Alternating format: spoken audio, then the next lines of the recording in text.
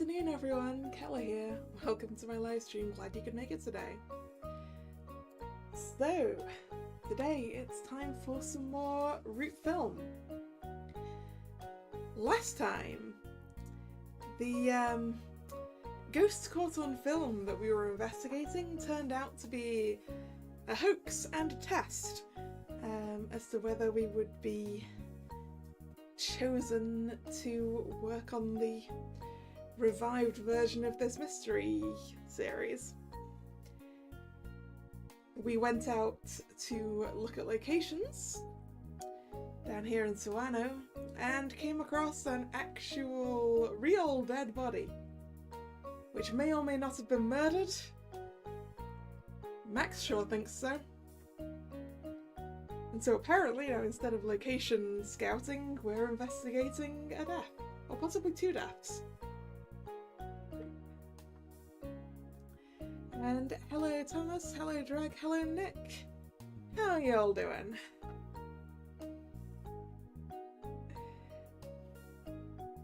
I can't remember if we actually visited the Heritage Centre at the end of the last one. This is where the game resumed, so let's go to the Heritage Centre, why not? I think I was working my way north to south, right?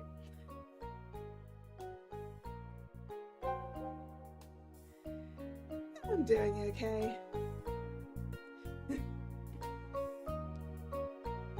Inside the building, Takano's talking with a middle-aged woman.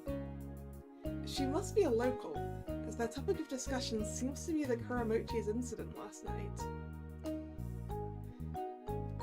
Well, in a quiet town like this, a big incident is sure to be the talk of the town. Yagumo listens in for a bit, but decides there's no new info to be heard, and so they leave. Okay.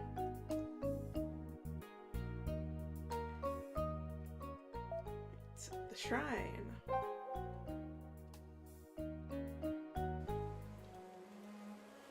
Unlike yesterday, there are few people to be seen at Yasuka Shrine. 今日は静かですね。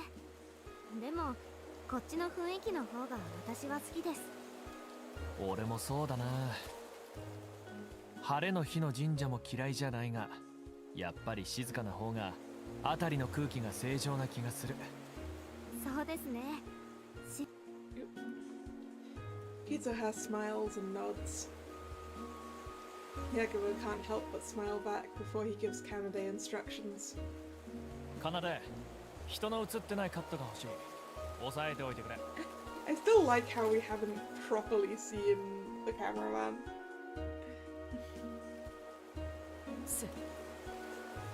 As instructed, Kanade shoulders the camera and moves towards the main shrine building. When he waits for people to move out of the way, a man with a camera seems to take the hint, as he lightly bows before leaving. すいません、お気遣いいただいて。いやいや、お互い様ですから。おたくらも取材でしょ？テレビ局かな。 Oh, and he's a journalist, is he? The cameraman is camera shy. Yeah, accurate. いえ、ちょっと映像作品の品販中でして。そちらは雑誌の取材ですか？そう。男の旅編集部の時間です。Yeah. Editor of a travel magazine, huh?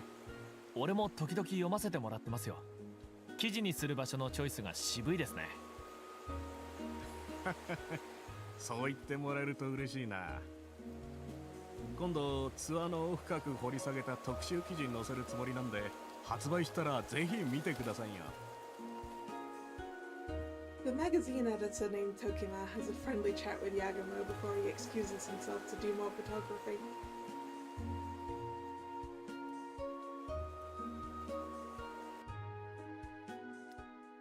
Alright.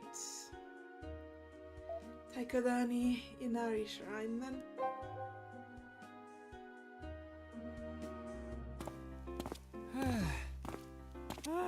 すごいな。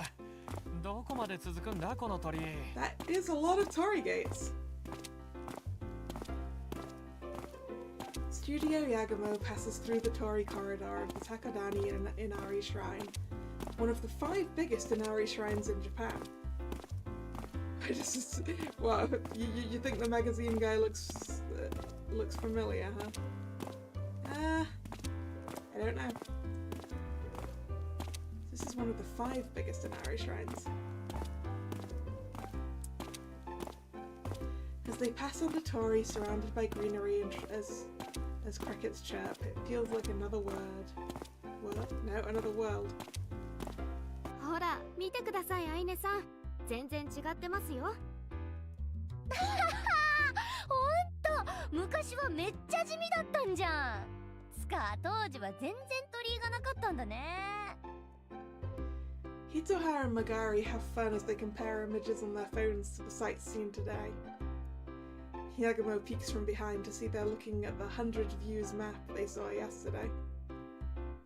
これは百景図を歩くっていうアプリですよ。今朝見つけたんで、アイネさんとスマホに入れておいたんです。Yeah, it has an app. GPS と連動して百景図の描かれた場所を教えてくれるんですよ。ひとはちゃん、これインスタと連動できるみたい。2人で写真撮ってインスタあげようよ。あ、しますします。The girls take a selfie with the Torii corridor as if they were sisters. Yagumo smiles and sighs in relief as he watches them. I was worried about them after yesterday, but they seem fine.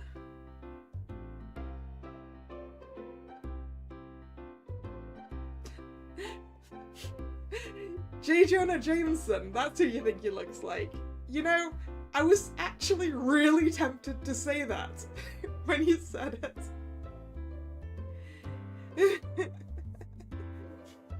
But then I was like, no, he wasn't that much like J. Jonah Jameson, right? I was like, I just had J. Jonah Jameson on my mind, right? Because I was watching what is it, Spider-Man No Way Home today. So I thought J. Jonah Jameson was just on my mind.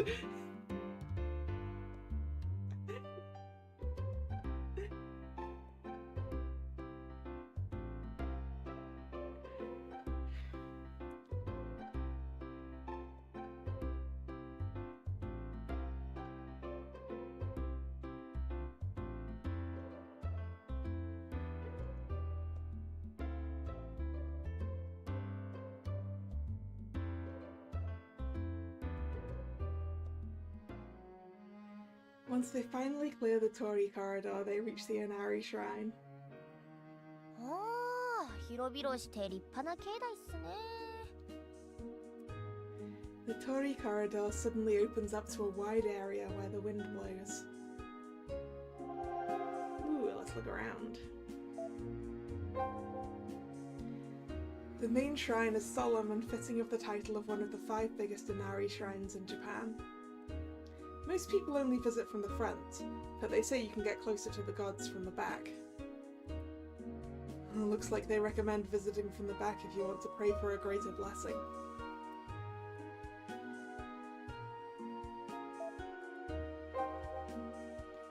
Two women, presumably tourists, cheerfully show each other their booklets in hand.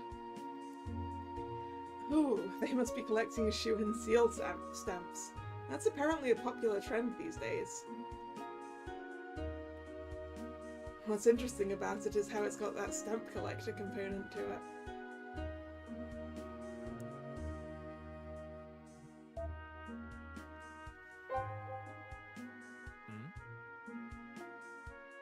A lone woman gazing at the streets of Sawano from the shrine grounds catches Yagumo's eye. あの人、倉持さんの家であった。ああ、確か芝さんって方ですね。ああ、そうだった。おい、芝さん、芝さん。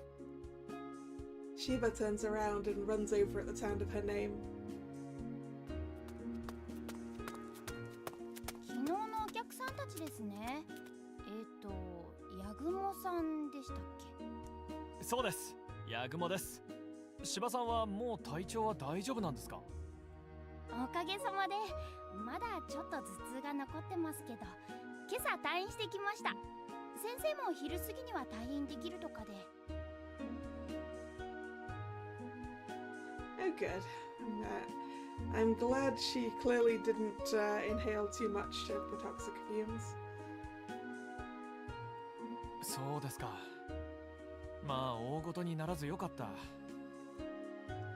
Shiba and Kuramochi directly breathed in what seems to be chlorine gas, so they were immediately sent to the hospital.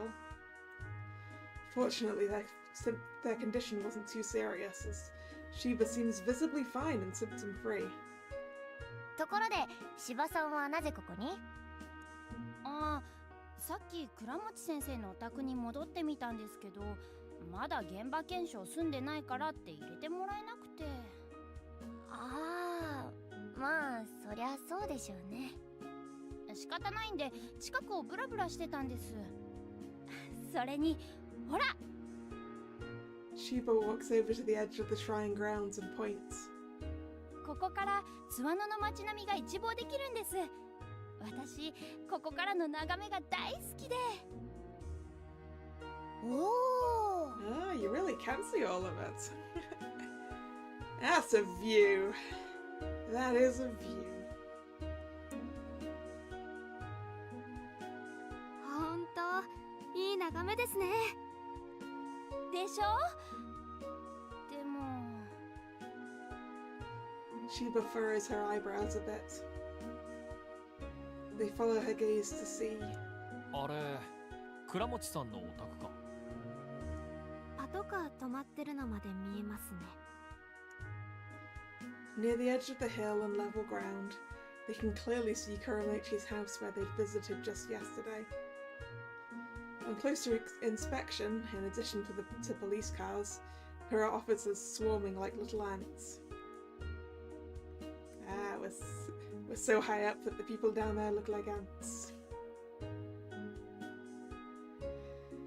That sight is like a black stain on the otherwise beautiful view in the hearts of all present.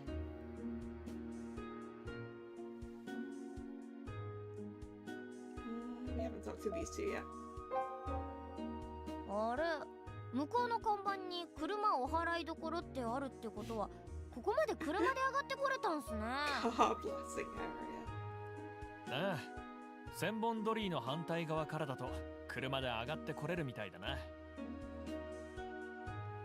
でもま、せっかくここに来たんなら千本鳥居登ってきた方がいいだろう。まあそうっすね。やっぱ自分の足で鳥居くぐってきた方がご利益あるような気がするっす。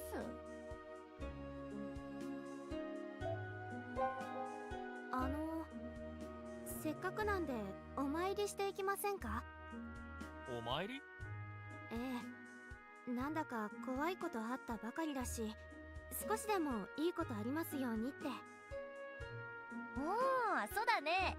シナハンとはいえ、せっかくあちこち神社行ってるのに全然お参りしてないのもどうかと思うし。Just a small hike to work every day. I mean, maybe the people who take care of this place do drive up, since we just learned you can drive up.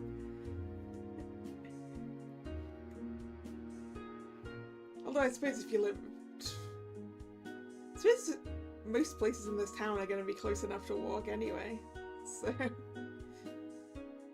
it's probably nice to walk, right? You know, when the weather's not bad. ま、それもそうか。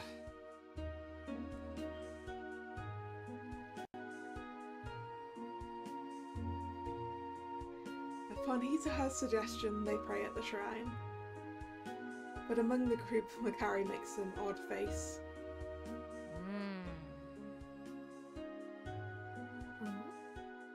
どうかしたんですか？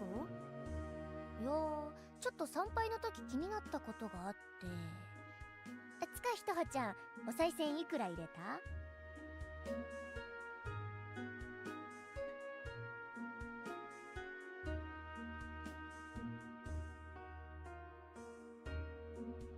？Yeah, both of those are a very long distance. but I understand that comparatively to you, they are not.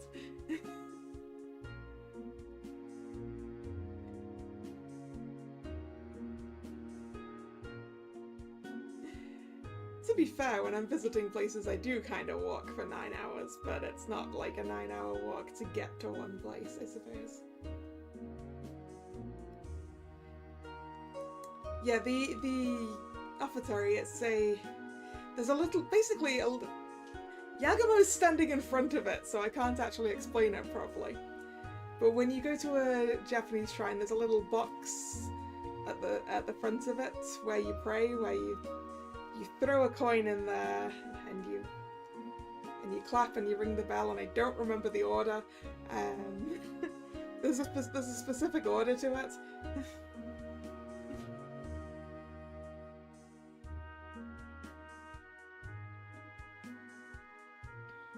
私はいつも決めてる通り100円ですけど。Coin bell pray, and I know there's some claps in there somewhere, and I can't remember.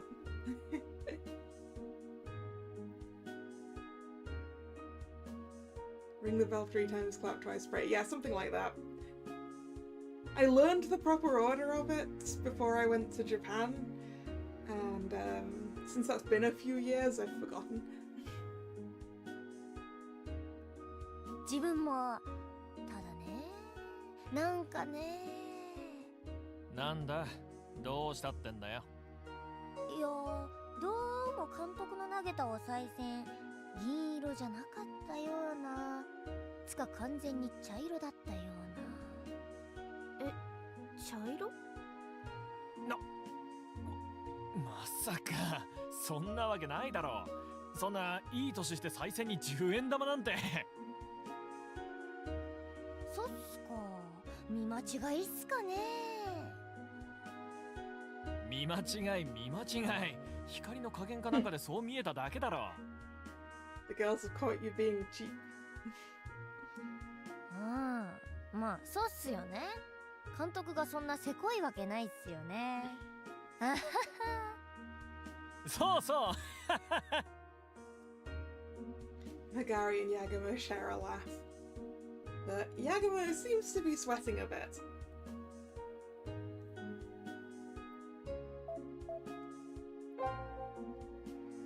そういえば、芝さんって倉持さんとはどういうご関係なんすか？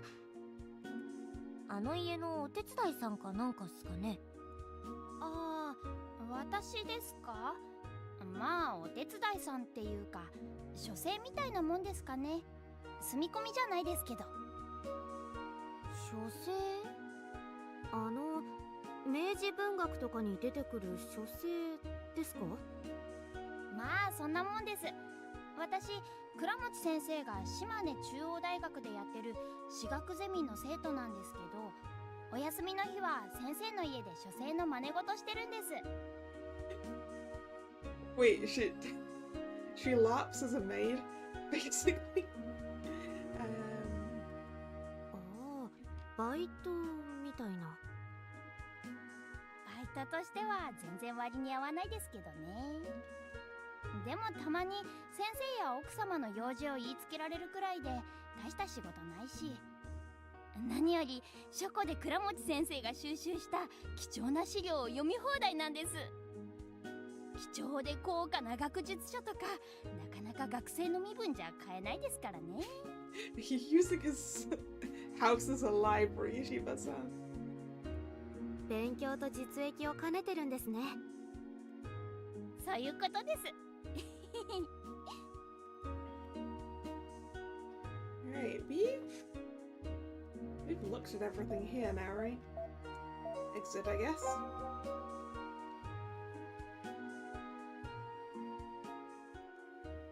We probably shouldn't go to Kuramochi's mansion right now, so what about the third shrine? Washihara Hachimangu Shrine.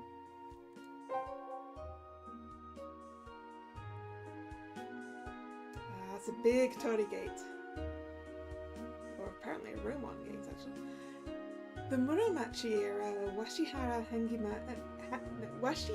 Hachimangu Shrine has a 2-story Roman gate and is designated as a nationally important cultural property. Behind the main building is the bridge leading to an annex. The architectural style present at the shrine is quite characteristic of its time. ここもいいロケーションだな。かなで、ぐるっと一回り押さえておいてくれ。Yagumo and Kanade start filming the environment. And that's when Magari and Hitoha return from their visit deeper into the grounds. 監督、奥にある小さい社殿やばいっすよ。何がやばいんだ？壁一面に人形が飾ってあるんです。しかもその前の敷地に竹で作った風車がたくさん並んでて、ちょっと怖かったです。A whole wall full of dolls, huh? ああ、人形供養もしてるってことかな。とはいえ、ちゃんと神社に収められてる人形なんだから、別に怖がることもないさ。そうは言っても、ああやって並んでるとちょっとねえ。そうですね。なんとなく。四方から見つめられている気でもするかね。Yeah, what are you doing here?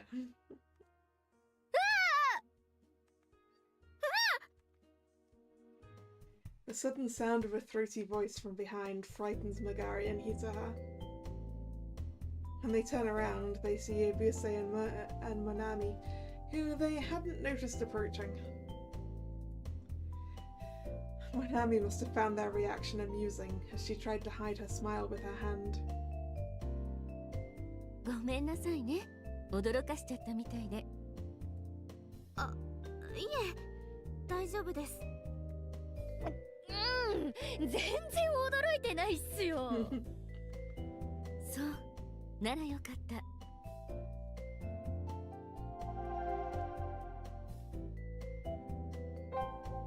そうだ。一応君に伝えておかなければならないことがあるな。なんでしょう？3人目の監督が決まったよ。山岸健太郎という名前、聞いたことがあるのではないかな。山岸健太郎監督、知ってますよ。今精力的に映画を撮っている気鋭の実力者だ。うん。彼と私、そして君とで今回のプロジェクトは共作することになる。Competing, huh? それは誰が最も命の輝き、そして死の深淵を描けるかの勝負だ。お二人とも強敵ではありますが、お二人を食うつもりで全力を振るわせていただくつもりです。言葉通りの作品を楽しみにしているよ。はい。それとなんだね。お二人それぞれと組む女優さんはもちろんだ。君が選んだ天方君を除いた2人からそれぞれ選ばせてもらった。井伏監督と組むのはIt's three directors producing three different films, basically as a sort of, I don't know how linked they are as a series, but all of them will be released, I think.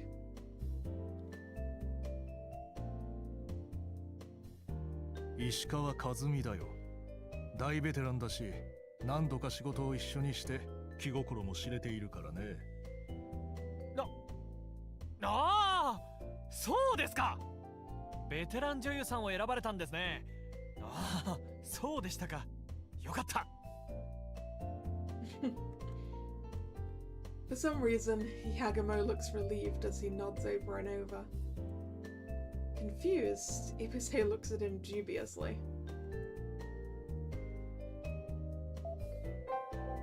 天方さんとだいぶ息が合ってるよね、ヤグモくん。そう見えますか。だったら嬉しいですが。そう見えますよ。やっぱり若手の女優さんを候補に入れてもらってよかったわ。それは。うちの監督ったら最初に用意した候補はベテランの女優さんばかり挙げてたの。だからそれじゃ新人の監督さんはやりにくいですよってお話しして、若手女優さんも候補に入れてもらったのよ。ひとはちゃんが候補に入れてあったのモナミさんのおかげだったんですか？私は若手を入れてあげてくださいって頼んだだけ。候補を選んだのは井伏監督よ。いや、それでも助かってます。さすがにドラマ監督デビューでベテランの女優さん相手にするのはきつかったと思うんで。It's also interesting that some of them keep saying film and then it's also a TV drama. I think it's not actually films. I don't know. そう？余計なことしたんじゃなかったならよかったわ。Monami smiles. Unlike Magari and Hitoha, she has a mature aura. Yakumo can't help but feel his cheeks blush. Alright, back to you then. さて、そろそろ移動の時間だ。行こうか、モナミ君。はい。我々はツアノで見るものは見たのでね。次の候補地に向かうよ。君たちはまだこの地にいるのだろねえ、まだ全部回りきっていませんので。う？そうか。では引き続き頑張ってくれたまえ。はい。As Yakumo bows his head, Ibuse and Manami leave. Once they've gone far away, Magari mutters. No murmurs even. なんすかね、あの二人の不倫カップル感。お前失礼だろ。They can't help but laugh at that remark. Even Hitoha has her hand up against her mouth as she stifles a laugh.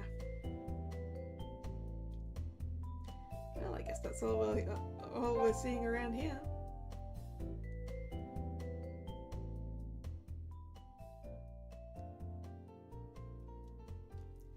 I think the game wants us to go to Yasuka Shrine. Why not?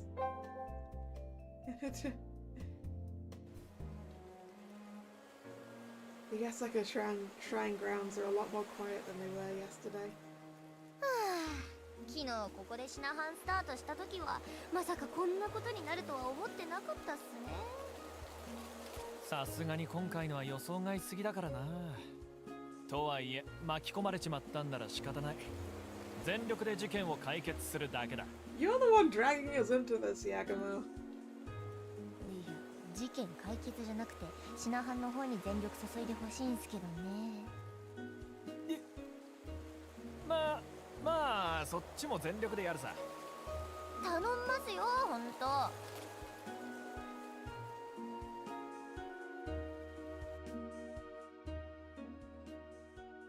There's still policemen around the mansion.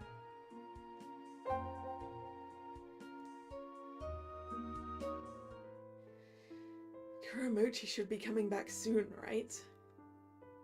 Studio Yagumo approaches the Kuramochi mansion, ready to run from the police if they get caught.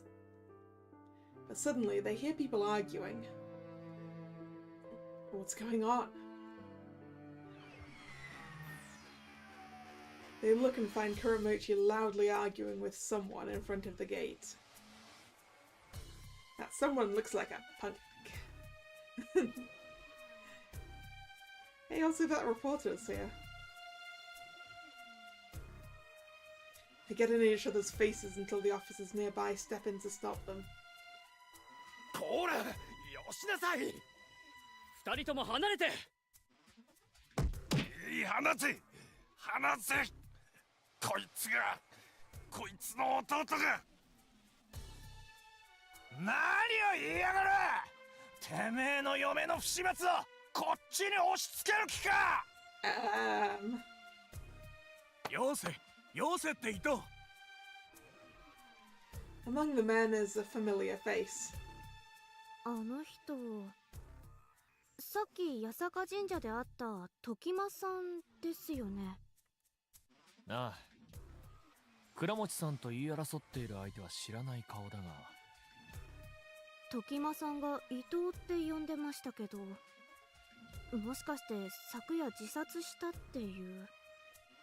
Well, I'm guessing that this is the older brother of the guy who committed suicide last night.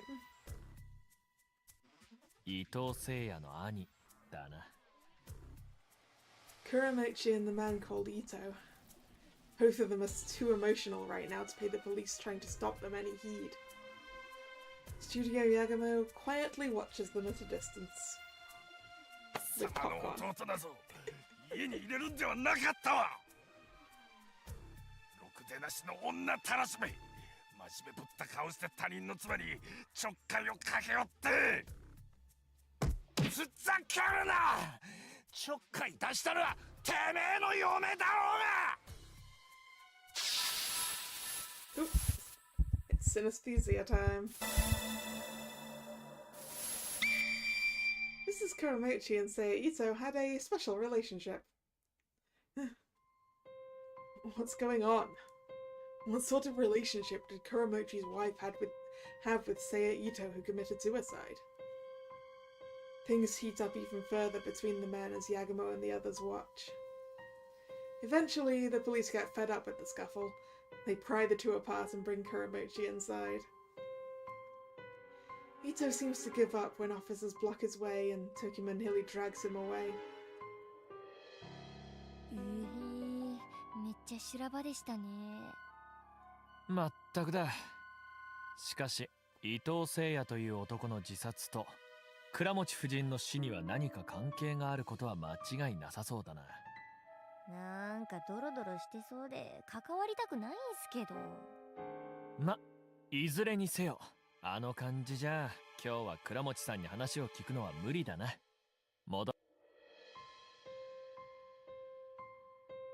Well, we learned one thing, I guess. Right.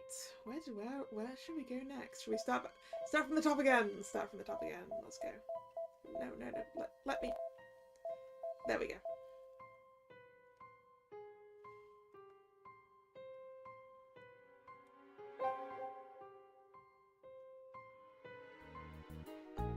It's a little more relaxed than yesterday, but there's still quite a few tourists around.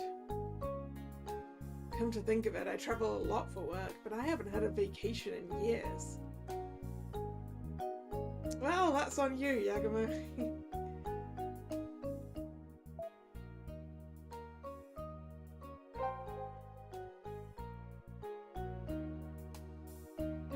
When Studio Yagamo visits the rice store, the owner talks to them. ほんと、この町は事件らしい事件なんて無縁だったんですけどね。よりによって星合祭の日に2人も死人が出るなんてどうな遅いことですわ、本当に。Yagamo and the others can find nothing to say as the rice dealer speaks in a Shimane accent.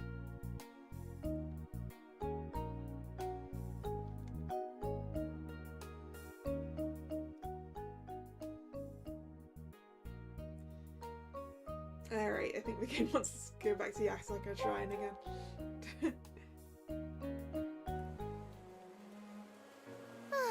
Nope. さすがにとはいえ Definitely 巻き込 the ま same thing. 頼む。Yeah.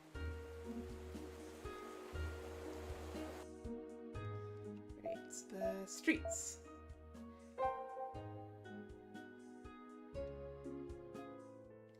The two detectives from earlier are talking in front of suicide victim Seiya Ito's house.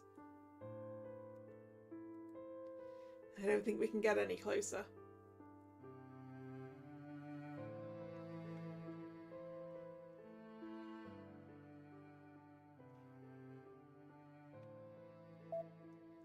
Anything at the Heritage Centre right now?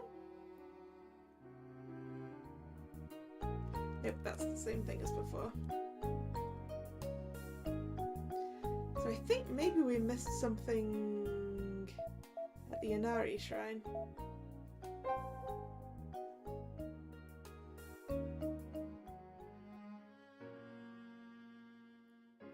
Shiva's standing on the shrine grounds, staring off into the distance.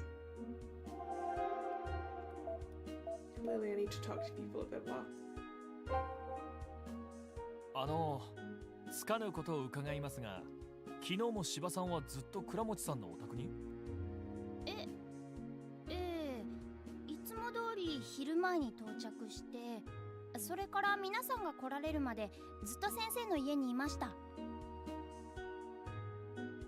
何か物音を聞いたとか、人の出入りがあったとか、そういうことはありましたか？警察みたいなこと聞くんですね。Asking the same things as the police. Yeah, we would be.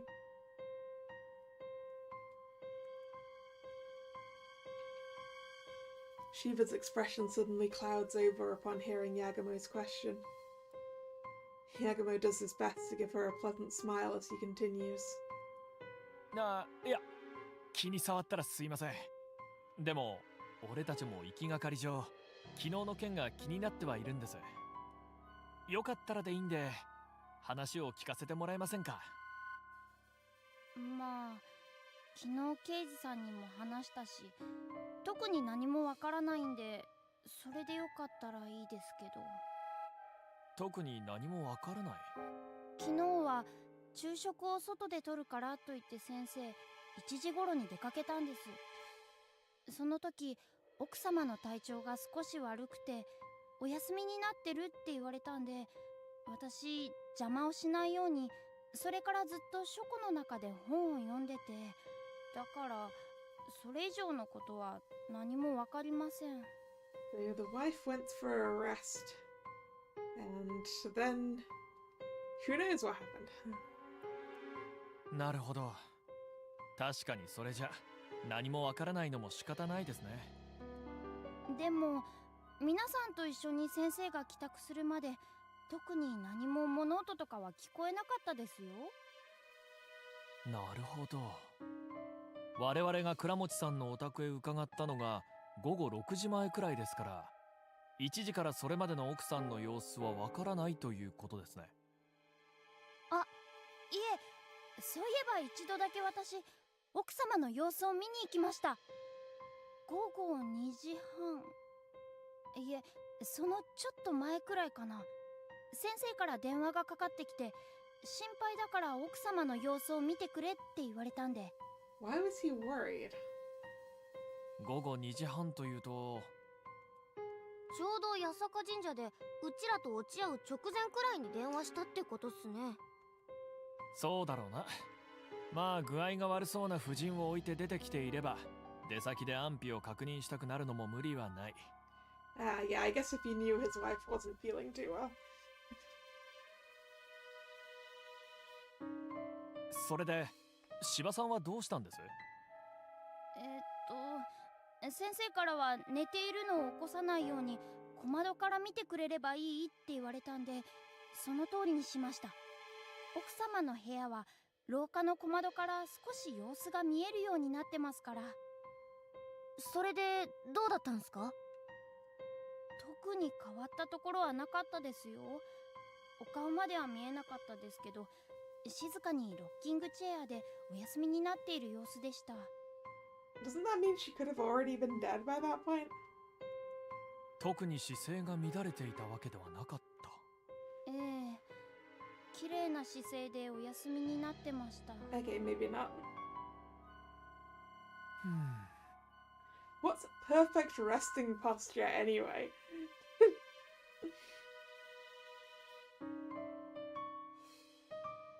When we saw her body in the room, her posture suggested she died after a painful struggle. So basically that means she was still alive when Sheba peeked in the room at 2:30, huh? Anything else? いつになったら先生のお宅に入れるようになるんでしょう。それは警察次第なので、なんとも。Yeah, I guess it could be handled by it. Some people, when they're sitting, sleeping up, their heads go forward, right?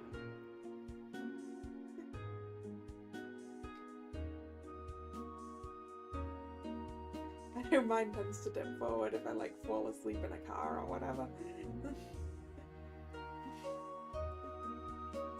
But then again, I suppose that's not very restful, is it? Because then that kind of wakes me up. I don't know. ただ現場検証ってのは一般的に最初の範囲から徐々に狭めていくものなんです。だから現場である夫人の部屋以外は近いうちに入れるようになると思いますよ。そういうもんなんですね。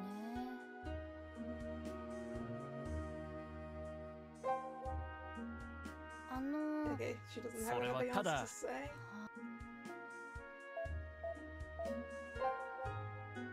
やー、しかし結構高台にあるんすね、ここ。眺めもいいし、風も気持ちいいし、テンション上がるっす。まあなんとかは高いところが好きってよく言うしね。あYou got yourself a snack, Kazas. いや何も言ってないぞ。そういやひとはちゃん、さっきお参りした時何をお願いしたんだ？それはもちろん今回のプロジェクトがうまくいくようにですよ。ああ、まそりゃそうか。この世界って限界まで自力で頑張ったら、あとはもう結果を天に任すしかないですから。そうだな。一応いろいろ考えては作るけど、最終的に受けるか受けないか水物のとこはあるからな。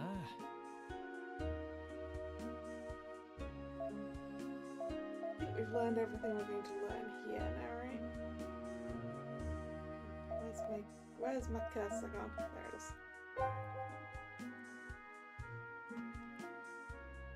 It's gotten dark. Let's head back to the inn.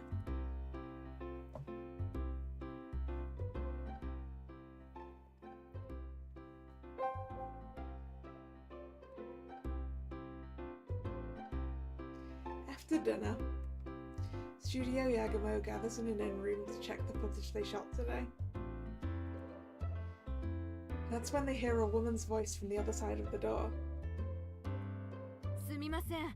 ヤグモ様にお客様がお見えです。Who? お客様？こんな時間に？イブセ監督っすかね。まさか。Yagamo hesitates for a second. Before he can answer, the door opens and two men loudly stomp into the room. Is it the detectives? It is the detectives. ちょっと上がらせてもらうよ。Oh no! They caught us!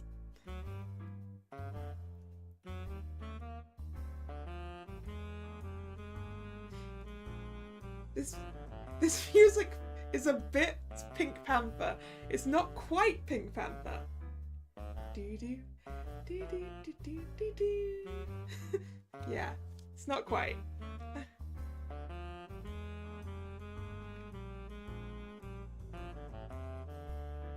失礼します。昼間の刑事さん。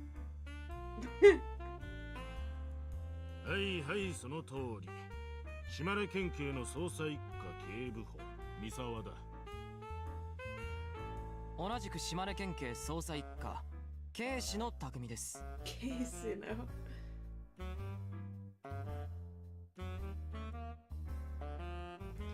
After Misawa's introduction, the young detective smugly refers to himself as Casino. 警視？警視の匠です。Oh no!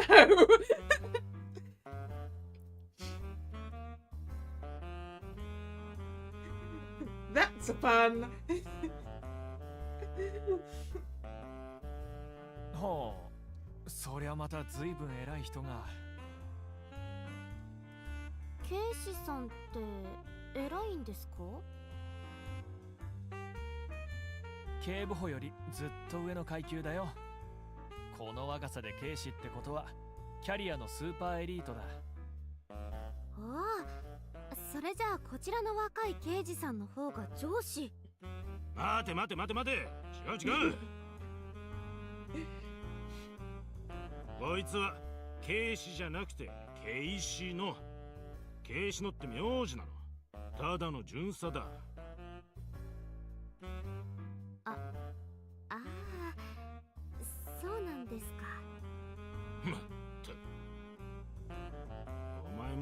偉そうに名乗るんじゃねえ。またすみません。 When Misawa smacks him, Keishino rubs his head and apologizes. On seeing that, Yagumo sighs in exasperation. ミニコントなら他でやってもらえませんかね。俺たちも忙しいんで。ミニコントじゃねえよ。倉持邸の件であんたらに用があってきたんだ。用と言われても。自分ら事情聴取はちゃんと受けましたよ。事情聴取は1回とは限らねえんだよ。ま、とはいえ今日はそれじゃねえ。それよりも出しな。Misawa motions with his open hand. Yagumo tilts his head in confusion. 何をです？テープだよ。出しな。お前らシナハンとやらでずっとカメラ回してたんだろ。 They want to take all our work as evidence? Ew. 倉持夫人の遺体を発見した時も撮ってたはずだ。いや、まさかそんなことは。それ以外のテープも全部提出してもらう。捜査の手がかりになるだろうからな。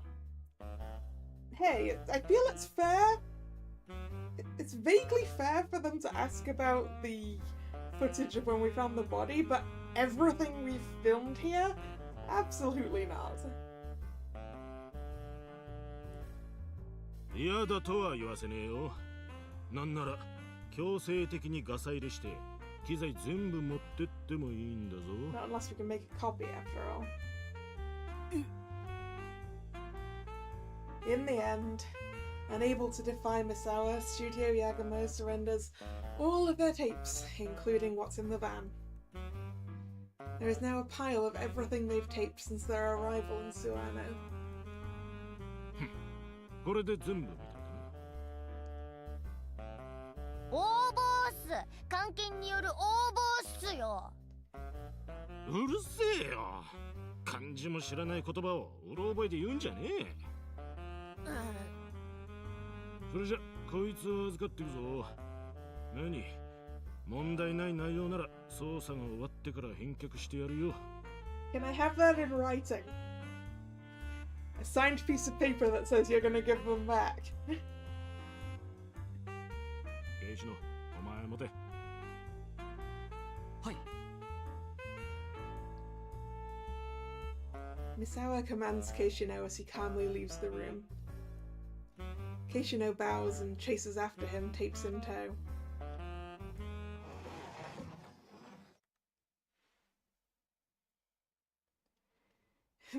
Now time to do 110% work on the investigation so we can get our tapes back. Mm-hmm. せっかく撮ったテープ全部持っていかれちゃいましたね。 He to her quietly murmurs, unable to hide the regret in her voice. Yagumo can only silently stare at the door the detectives left through. I mean, a lot of that was location scouting, but some of that was stuff we were going to use. Yagumo Part 2, Chapter 3.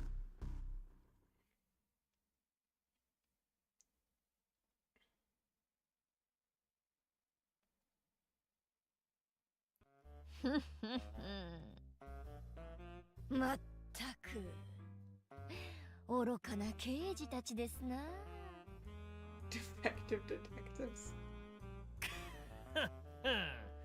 さようさよう。あれでテープをすべて没収したつもりとはな。まったくでございます。このご時世、小さな USB メモリー1本でデータなどいくらでも隠せるもの。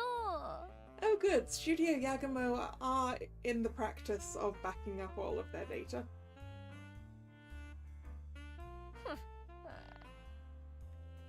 ぬっふっふ。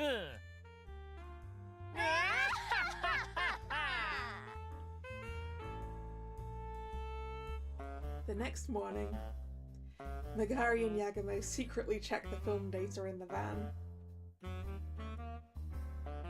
Well, the cartoon villain laugh may be excessive.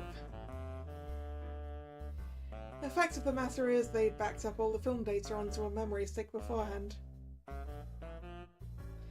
Yeah, he probably did tell her to back up the data, right?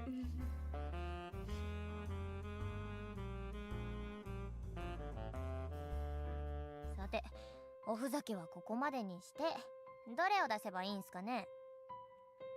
倉持夫人の遺体が映ってるとこだ。そもそも他殺なのか自殺なのか、何か判断できる手がかりがあるかもしれない。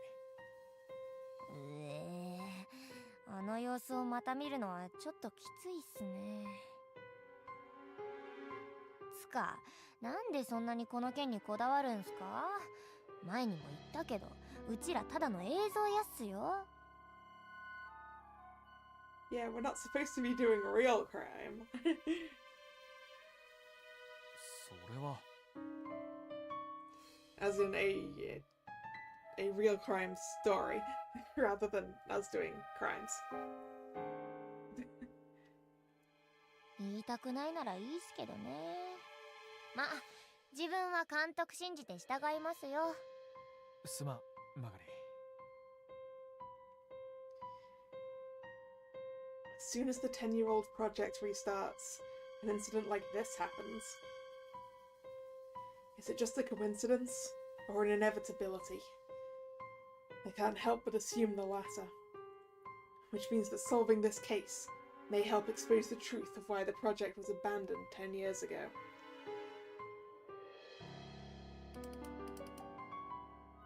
As Yagomo ponders to himself, Nagari expertly searches through the film on her laptop. Eventually, her hands stop, and the screen shows the site from the day before yesterday.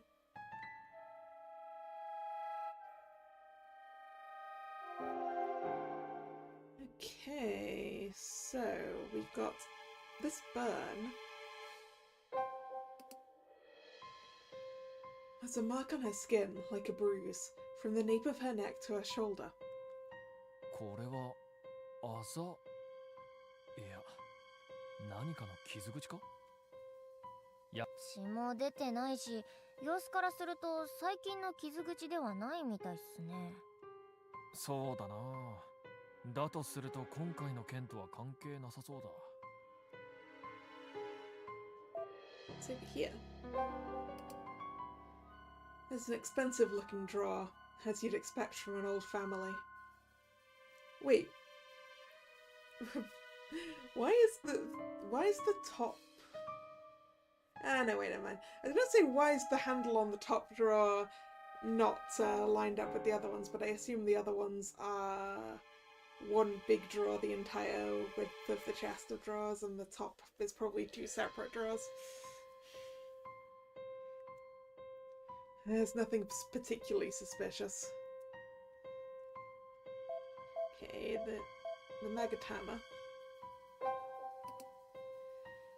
There are several long scars on her slightly exposed chest.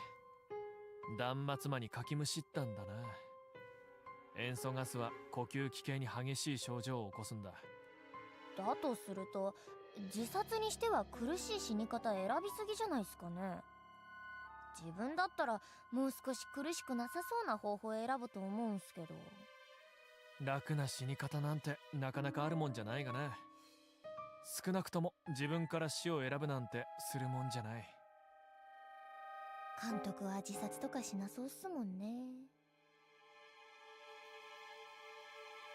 うん、俺は100まで生きて大往生するつもりだからな。Okay, and then we have the source of the gas. この金だらいもどうも引っかかるな。何がっすか？いや、仮に洗剤混ぜて自殺しようとしたとして、こんなでかい金だらいいっぱいに洗剤用意するか？そう言われてみれば確かに。Maybe it's the only container of that sort that she had, but... これじゃなきゃいけない理由が何かあるはずなんだ、きっと。And then the note. Yagumo murmurs as he looks by the body's feet. どうしたんすか？いや、手前の机の影で見えにくいが、何か落ちてないか。紙切れのように見えるが。じゃあちょっと拡大してみますかね。Magari zooms in on the scrap of paper. 2 or 3 zooms and several filters later, the text on the scrap of paper becomes legible. 星愛妻の八坂に奉納されるときに。Oop, that's important.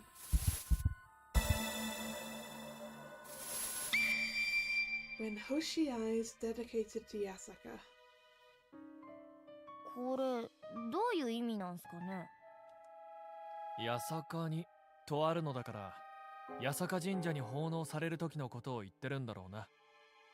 しかし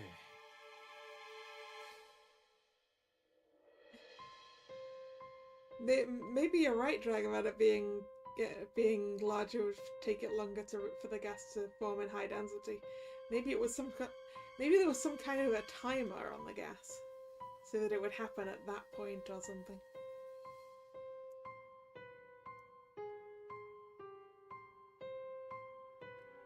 問題はこれが誰によって書かれて、なぜここに落ちているかということだが。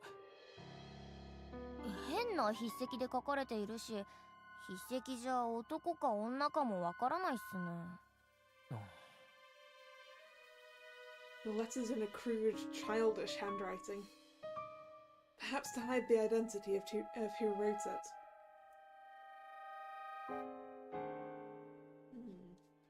Clearly there's some other stuff to look at here. Let's look at this again. この紙が誰かとやり取りしたものだとして、そもそも今時手紙ってどうなんすかね？メールでも SNS でもいくらでもやりようがあるじゃないすか。Yeah, but sometimes it's nice to write a regular letter. 携帯を見られてやり取りしてる相手が他人。例えば倉持さんとかにバレたらまずいからとかか。そんなんいくらでも偽装できるじゃないすか。監督だって飲み屋のお姉ちゃんとの LINE 映像関係者みたいな名前で登録してるっしょ。 Old people who don't like tech. Yeah, that too. These are old people. なぜ知ってる？カマかけただけっすよ。いいから映像に集中してください。Alright, let's look back at this again. It's rare to find metal basins like these in modern households today. And I guess it's not rare for an old family though. But it feels kind of odd to lug something like this all the way to your room just to commit suicide. Can we look at it again? Okay, no, that's everything that's on that. Do we have anything else with the paper? 問題はこの紙片がそもそも誰のものかということだな。他殺なら犯人が何かのメッセージとして残した可能性もある。ダイイングメッセージって線はありますかね？まあ謎解きとしては面白いが、現実にはダイイングメッセージってのはなかなかないだろうな。As your feet were hurting and someone uses the weapon. Yeah, that's just the kind of lovely basin that you'd fill with warm water to put your feet in, right?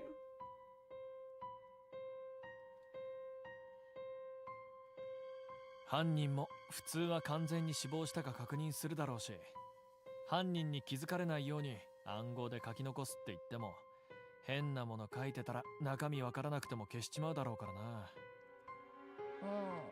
まあそうっすよね。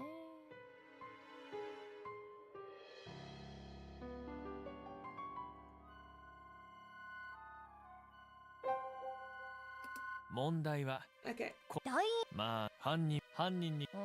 So that's all we have for this. Back to the chest. あれ Magari raises her voice once she magnifies the chest area of the corpse. どうした？ちょっと待ってください。Magari restlessly moves the mouse to zoom in a bit further into a portion of the chest area. We're actually going to look at the Megatama now. Once the pattern on the kimono disappears, it becomes clear what unsettled Magari. これは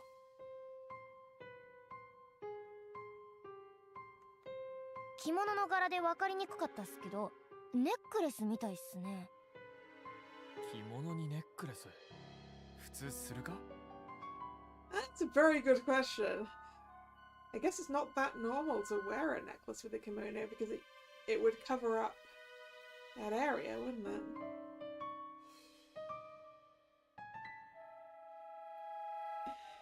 You could probably wear a very secret necklace with a kimono.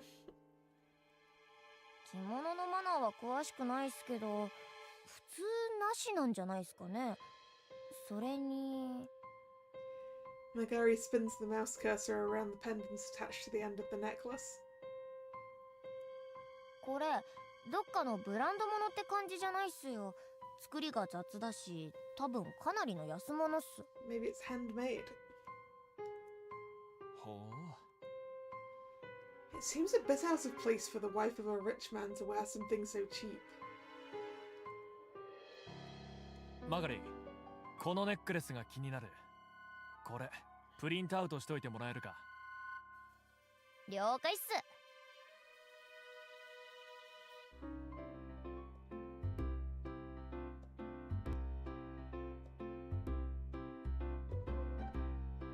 After examining the film all the way through, Yagumo sighs and murmurs. あの日の現場じゃ気づけなかったことがずいぶんあったな。やはり映像撮っておいてよかった。マガリもありがとう。ずいぶん見るのに勇気がいる映像だったとは思うが助かったよ。まあ無理やり作り物だと思い込みながら操作してたんで、なんとか耐えられましたけどね。やっぱりそうだな、すまなかった。ひとまずこの映像を調べるのはここまでだ。みんなと合流して出かけよう。 See, I'm assuming that it's a little handmade necklace that was made for her by someone important to her. So hey, maybe she was cheating.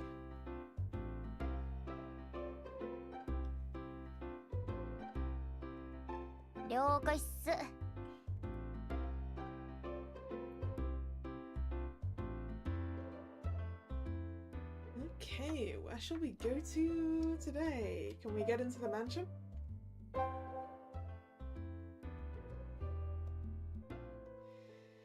They peek at Kuramochi's mansion from a distance. Several officers are talking about something as they take down the police tape. 現場検証終わったみたいですね。ああ、連中が帰ったら屋敷に入れるはずだ。Almost gone. Almost gone, police. Yasaka Shrine? A suspicious man suddenly stands between Studio Yagumo and Yasaka Shrine. That is a mystery man. あんたは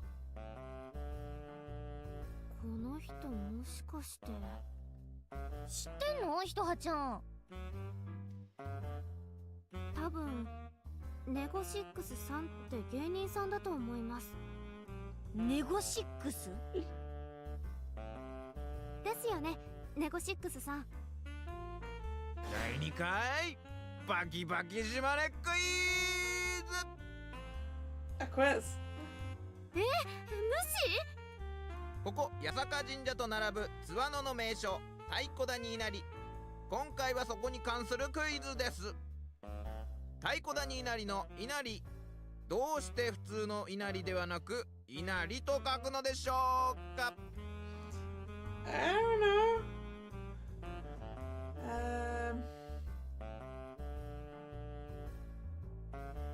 It's usually written as rice label. Taikadani Inari writes it as rice blessing. Why?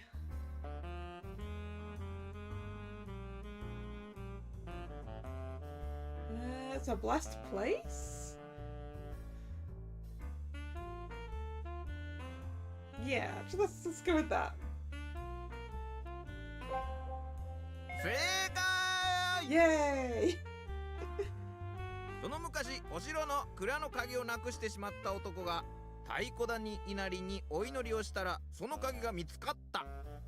その素晴らしいご利益に感動した殿様が霊言あらたかということで稲荷と呼ばせたんですね。皆さんもなくし物を見つけたいときはお参りしてみてはどうでしょうか。 Yeah, it's good for praying for lost items, huh? ではまたどこかでお会いしましょう。 Goodbye, weird quiz man. The man says just that and disappears like the wind. なんか好き勝手言って消えちゃいましたね。謎の男ネゴシックス、敵か味方か。多分敵でも味方でもないと思いますよ。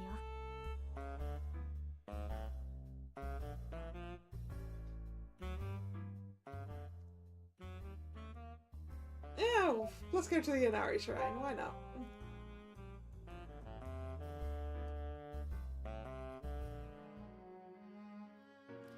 At the Taikodani Inari Shrine grounds, they find Shiba. She's leaning against the guardrail, looking down at the view below, deep in thought.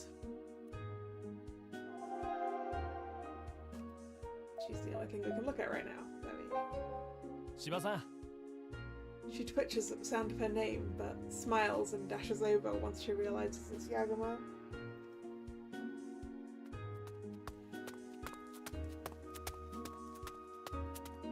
皆さん、今日もここへ登られたんですね。もしかして芝さんがいるかと思って。あ、私に何か用事でも。いえ、ちょっと倉持夫人のことでお聞きしたいことがありまして。奥様の。Shiba's expression stiffens the moment she hears the mention of Kuromochi's wife. In an attempt to calm her down, Yagamo puts on the biggest smile he can as he continues. ああ、いや、そんなに難しい話じゃないんですよ。ただ、夫人には個人的に手紙のやり取りをするような方がいたのか、ちょっと知りたくて。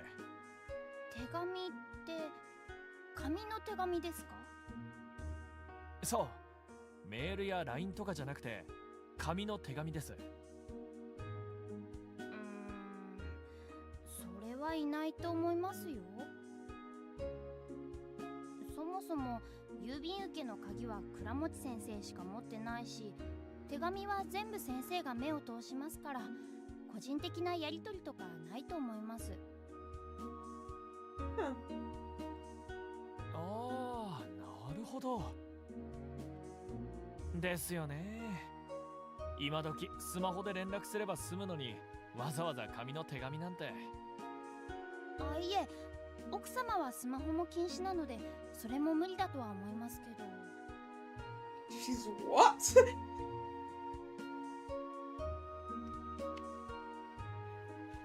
Now that just makes me suspicious.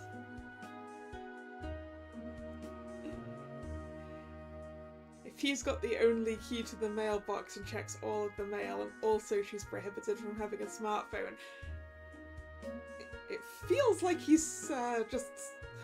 it feels like he's keeping her very isolated.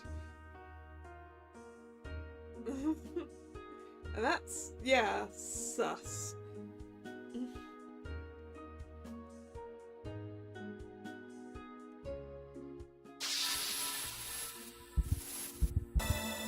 I don't think I trust Mr. Kuromochi.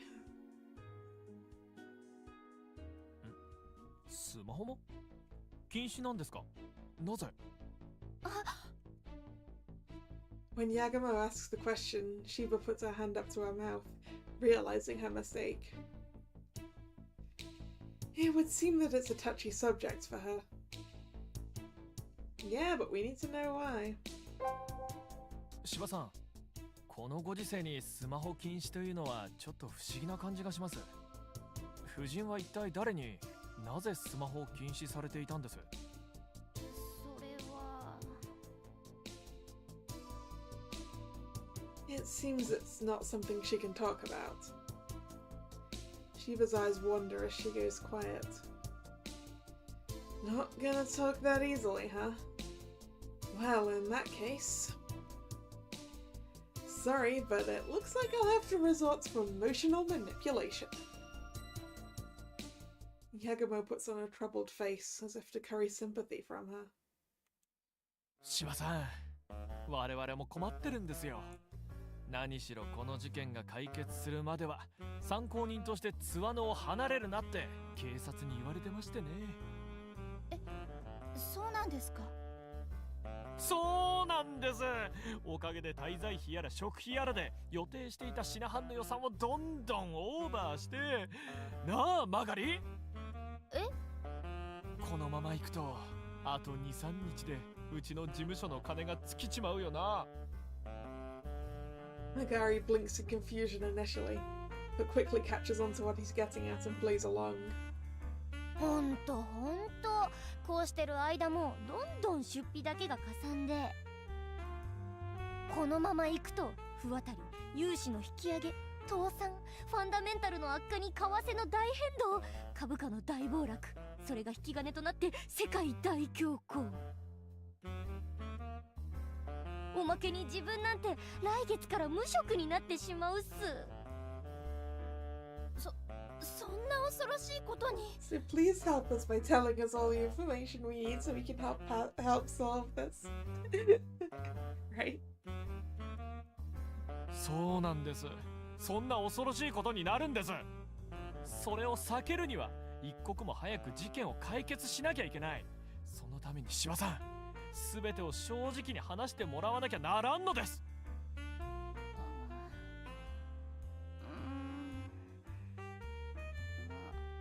わかりました。それじゃあお話しします。ありがとう柴さん。ではスマホの件について話してくれますね。はい。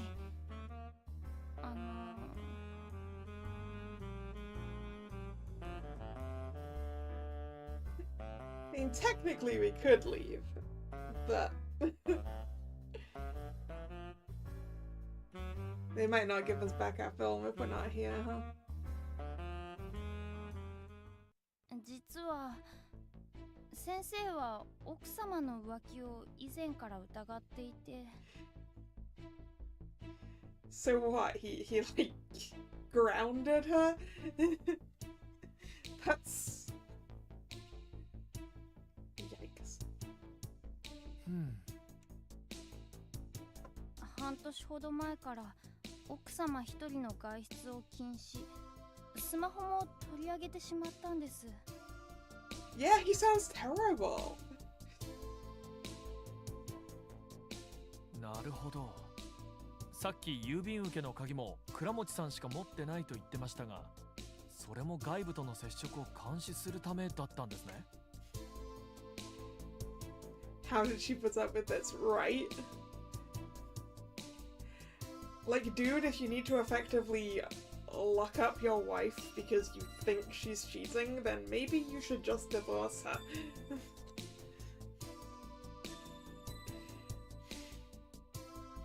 Because I don't think locking her in the house is going to make her like you.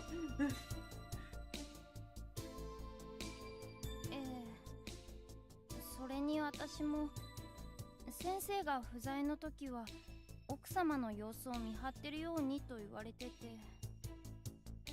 来客も全部私がお相手することになってたんです。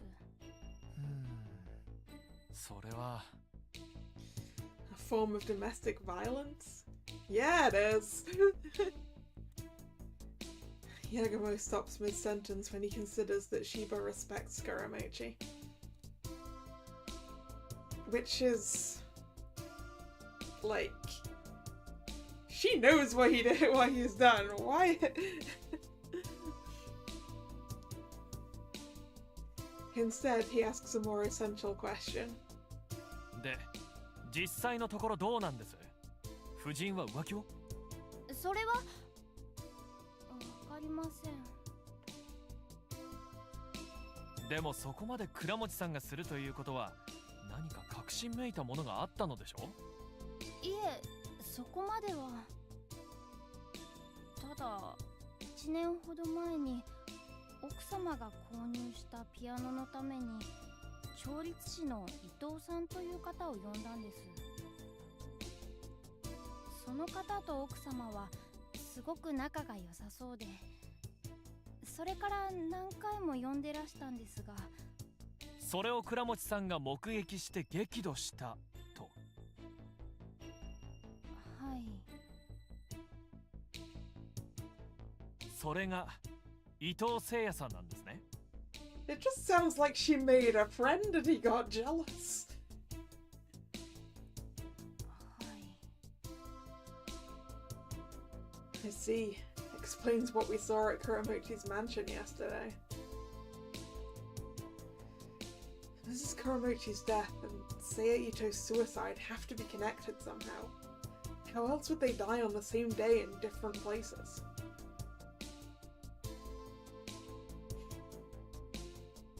Did Mr. Kuramochi kill both of them?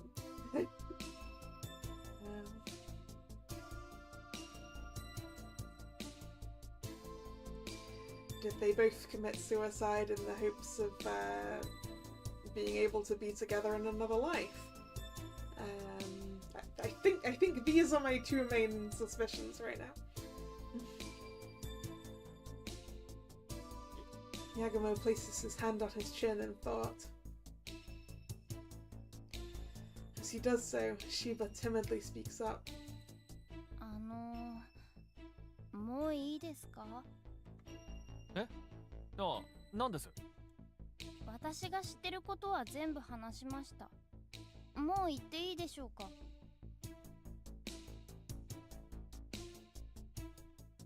今日は先生のお宅の立ち入り禁止が解除されるので、私も後から先生のお手伝いに伺うことになってるんです。ああ、そうですか。いや、もう大丈夫。言っていいですよ。柴さんのおかげで我が事務所も倒産を免れそうです。ありがとうございました。Why wait half a year to kill someone? Yeah, I suppose that's the question, isn't it? だったらよかったです。それじゃあ。She probably feels guilty about revealing the secrets of the Kuramochi household. Shiba walks away sadly. さっきの話、ひどいですね。外出禁止してスマホまで取り上げるなんて、奥さんがかわいそうです。Once Shiba's out of sight, Hitaha finally breaks her silence, sounding somewhat mad. 俺も聞いててそう思ったよ。あれじゃ一種の DV だ。本当ですよ。そんな性格の旦那さんだから夫人は浮気したんじゃないですか？ひとあちゃんは夫人と伊藤聖也が不倫関係にあったとそう思ってる？多分。だから二人は。いいよ。考えてること言ってごらん。心中したんじゃないかと。Yeah, that was my second theory. 心中か。そうだとすれば夫人の足元にあった手紙も説明がつく。束縛されたカゴの鳥が互いに同じ日に死を選ぶことで離れ離れでも心中になるってわけだ。問題は外部との接触を断たれた状態でどうやってそれを示し合わせたかだが。そりゃ簡単っすよ。折りたたんだ手紙を塀の外からポーンと投げれば。You have to fold up her notes quite thoroughly for it to actually go much distance when you eat it, Maguri. それじゃ夫人じゃなくて倉持さんに発見されるかもしれない。それに変身はどうするんだ。これも適当に塀の外に投げれば都合よく相手が見つけると。それは。その謎が解ければ真相解明はぐっと近づくんだがな。もう少し調べてみよう。Everyone nods and they leave the Takodani Inari shrine grounds.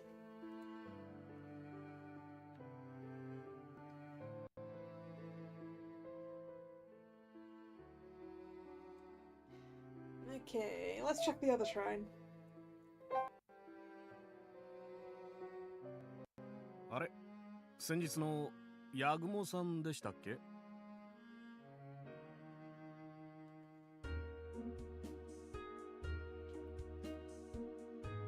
When they head to Ashihara, Hachimangu, some familiar faces call them out. Is Kennedy still with us? Yeah. He's just out of camera frame because he's the one holding the camera.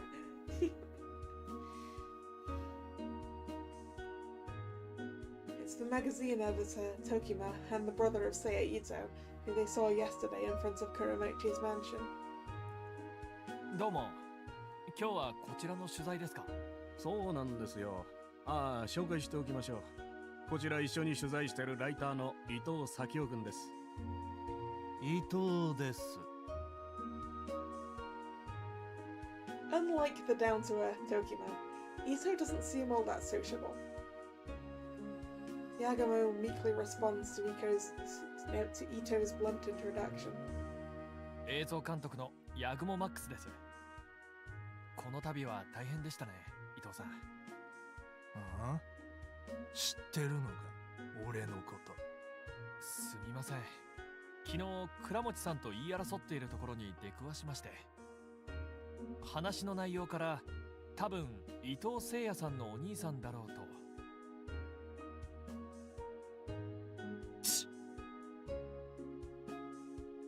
あちゃー、見られちゃってたのがお恥ずかしい。でもまあ分かってやってください。こいつも弟を亡くしたばかりなんだ。感情的になっても仕方ないですからね。分かってます。無理もないと思います。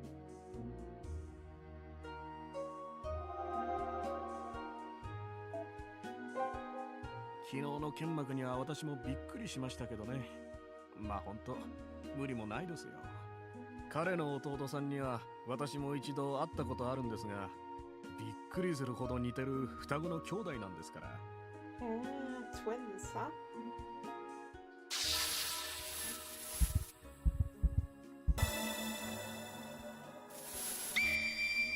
Sekio and Seiya are similar-looking twins. 双子？お二人は双子だったんですか？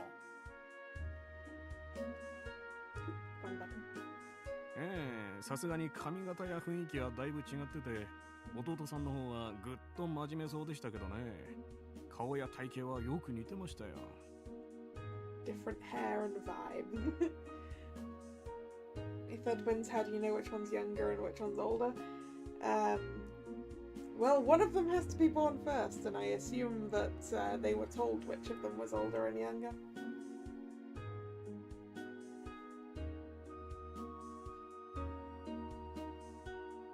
なるほど。それはショックも大きかったでしょうね。Twins, huh? I know twin switching tricks are a staple of the mystery genre, but maybe I'm just overthinking things.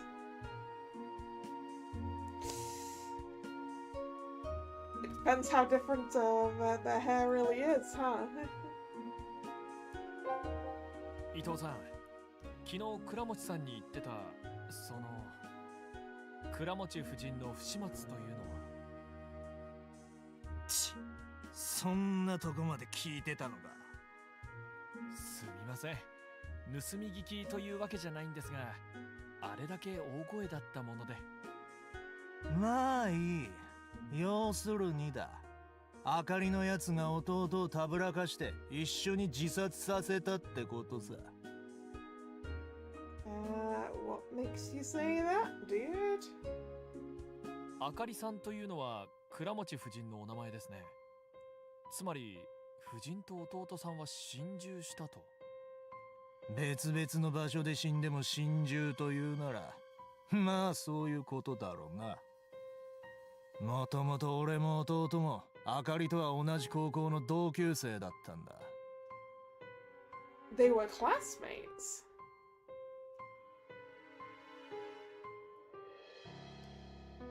How much older was Mr. Kuramochi than his wife?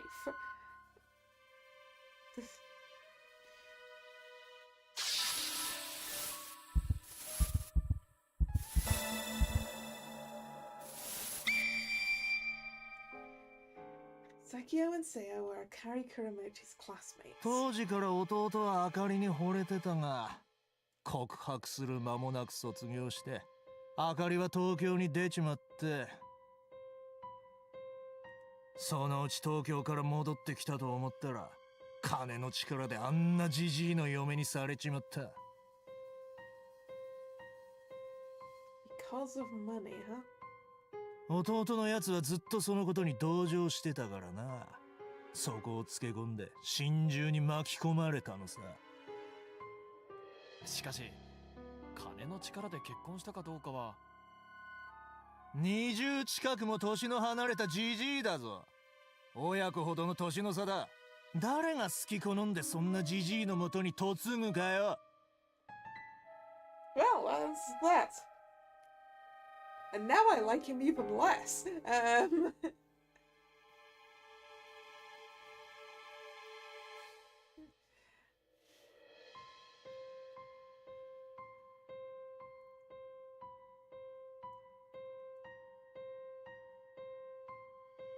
それにな、あかりは東京から戻ってきた時、何があったのか首筋にひどい火傷の跡を作って戻ってきた。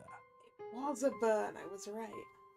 それを負い目に思ってたところ、倉持のジジイがつけ込んだのさ。ああ、なるほど。So that's what the mark on her neck was.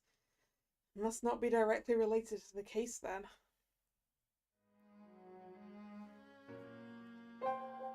弟さんの亡くなった日なんですが、その日伊藤さんは。なんだ？アリバイでも聞きたいのか？お前刑事でもなんでもねえだろ。ああ、いや、単純にいつ津和野に来られたのかなと。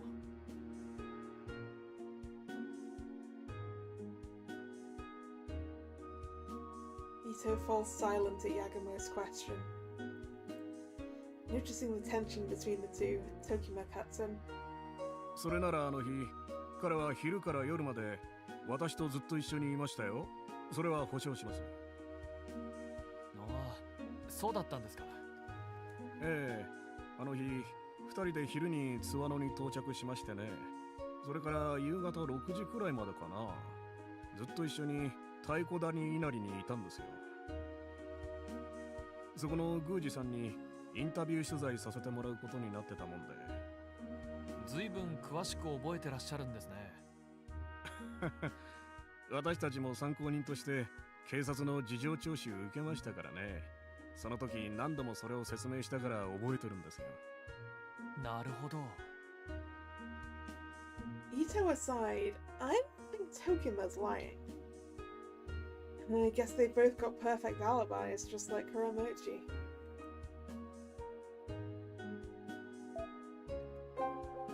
しかしまさか取材に来てこんな大事件に巻き込まれるとは思ってもいませんでしたよ。原稿は送っておいたからまあ安心ですが、連絡した時は編集部の連中もびっくりしてましたね。ああ、そりゃそうでしょうね。せっかくなんで事件も取材するとかしないんですか？いやー、うちはあくまで旅雑誌なんで取材しても載せる紙面がありませんよ。そっか、そりゃそうっすね。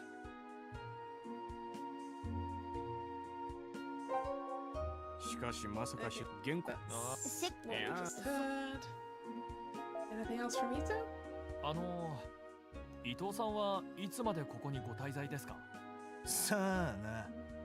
本当ならとっくに取材済ませて戻ってる日程だったが、いろいろとずれ込んじまったからな。それに弟の葬儀もしなきゃいけねえし、もうしばらくはここにいるよ。Okay, yep, that's everything. Nope, I accidentally started it again. それに弟の葬 Heard you posted about some murder in a magazine telling people to go to a place. Indeed. I mean, I guess they could probably sell the information to, like, a newspaper or something, but... I guess newspapers probably have their own reporters down here anyway. The rice store.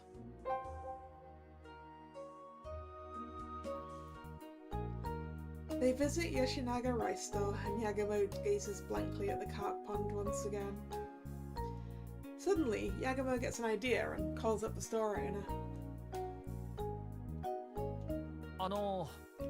倉持さんのお宅でも鯉を飼ってましたがご存知ですか？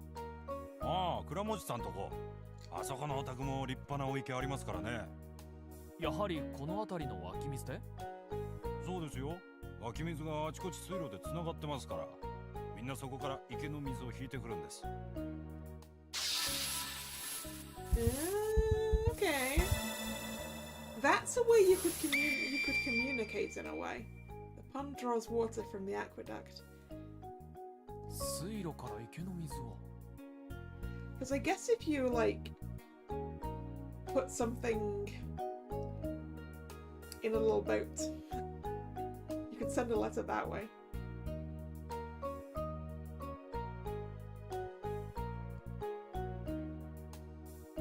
And didn't he say that his wife was more into the koi pond than he was? です。ほら、うちもそこから。The owner points to the edge of the pond underneath a small stone bridge. There's metal grating covering an opening that leads to the aqueduct. Or, I mean, equally, someone could probably sneak in through the aqueduct to kill someone. I accidentally put this into skip bread mode. That's not what we want to do. 水を引いて、さらにあちらへと流しておるんですわ。ははだから池の水がよどまないんですね。そうです。ここから藩校養老門のあたりまでざっと歩いたらわかりますけど、道沿いにずーっと水路が走ってるんですわ。So is there like an exit for the water, or does it just come in and pool? Alright, see you around, Thomas.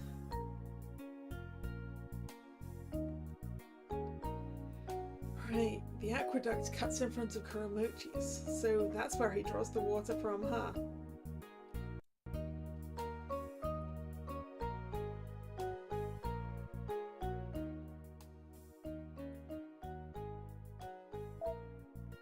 We haven't looked at the station yet.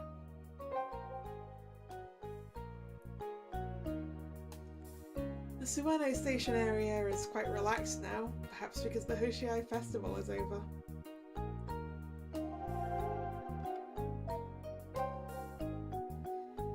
They look at the station building for a while, but see no passengers coming and going. It sure is quiet, but then again, it's a weekday in June.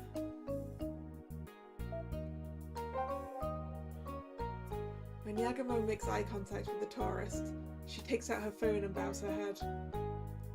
Understanding the gesture, Yagamo takes her phone and takes a few pictures for her. Aww. How nice of us. 監督、あそこアクセサリーの露天ショー出てますよ。見てきてもいいですか？女の子はそういうの目ざといな。いいよ、見てこよう。はい。Pizza cheerfully nods and dashes off. The others follow leisurely behind.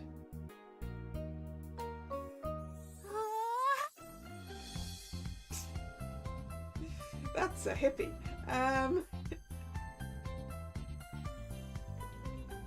they catch up to her, Hitoha's already cheering and has several accessories in hand. これ店員さんの手作りですか？そうだよ。全部ワンオフのハンドメイドだから世界に一つだけ。よかったら買ってって。あ、こんなのお嬢さんに似合うんじゃない？ The mustached, long-haired hippie of a salesman shows off his wares. As Yagumo watches Hitoha inspect each item, Hikari tugs at his sleeve. 監督、これ似てないっす Cat makes it look like a collection of cards. I'm guessing they're in like little bags, like it, or on backing cards, I guess. Like some earrings on backing cards and stuff. I'm guessing.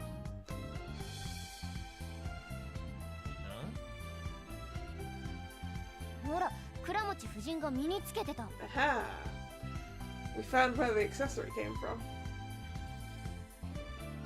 Now that she mentions it, when it finally clicks, Yagumo hastily takes out the printed picture and shows it to the salesman. 店員さん、これあんたが作ったやつじゃないか？ああ、きっとそうだね。半年前くらいにそういうデザインに凝ってた時期があったから、その頃のやつかな。From like half a year ago, huh? それ誰が買っていったか覚えてるか？いや、突然そんなこと言われても。今言った通り、半年くらい前だと思うからさ。If I showed him a photo of Mrs. Kuramochi, it might jog his memory. But I can't just show him a picture of her body. So what do I do? We need a picture of the lady.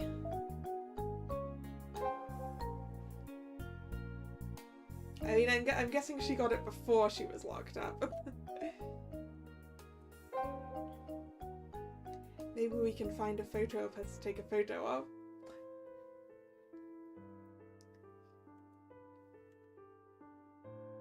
Yeah, the police tape's been taken off the entrance. I thought this was the same thing as before, but not quite. Police tape's been taken off of the entrance and only 1 or 2 officers are coming and going. もう入ってもいいでしょうか？みたいだな。倉持さんに会いに行こう。 When Studio Yagumo passes through the gate, some familiar faces stand in their way. Is it the cops? おいおいおいおい、何現場に入ってんだお前ら。ほら君たちそこで止まりなさい。まだいたのかよこいつら。ああ、こいつらだと？ああ、いえいえ、刑事さんたちすね。ったく、相変わらずカメラ持ってうろちょろしやがって。またテープ没収されたいのか？待ってください。今撮ってるのは事件とは無関係の撮影だ。それを没収する権利は刑事さんにないでしょう。事件現場であるここを撮ってたじゃねえか。封鎖テープがなくなってるということは立ち入り禁止も解除されてるんでしょ。であればもうここの撮影を禁止できるのは持ち主である倉持さんだけのはずです。そもそも俺たちは倉持さんにガイドを頼んだ間柄だ。彼を訪ねて何か問題でもありますか？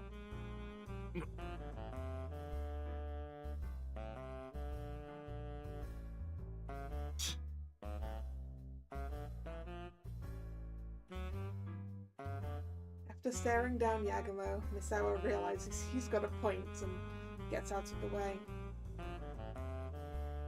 Studio Yagumo ignores the fact that Misawa is still standing at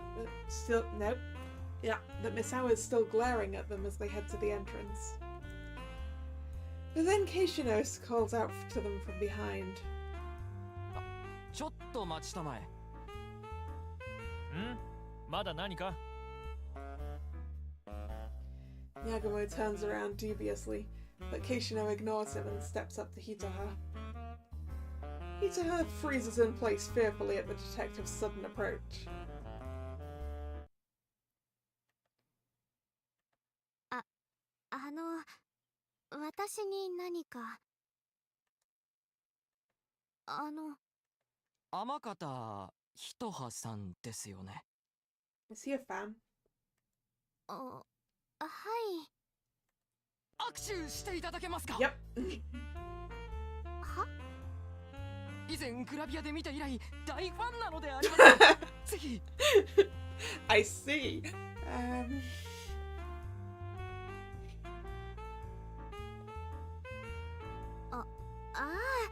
それぐらいなら。When Hitoha timidly holds out her hand, Keishino firmly grabs it with both of his. ありがとうございます。感激であります。これからもずっと応援しております。ありがとうございます。Hitoha thanks Keishino with a professional customer service smile. Yeah, it would have to be a customer service smile.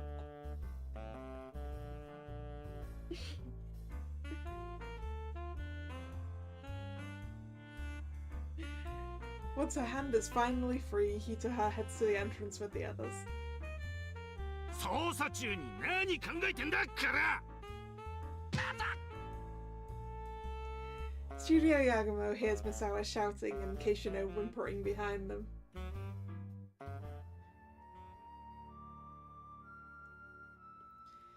Okay, we got places we can go. Straight to the scene of the crime.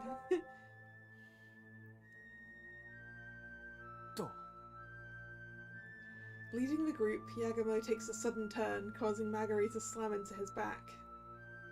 突然立ち止まんないでくださいよ。Ah, there's still police tape over here. いや、あれ。 Yagumo points down the hall. Mrs. Kuramochi's room is still taped off, and there's an officer standing there, watching guard with an imposing stance. 現場検証、まだ終わってなかったんですね。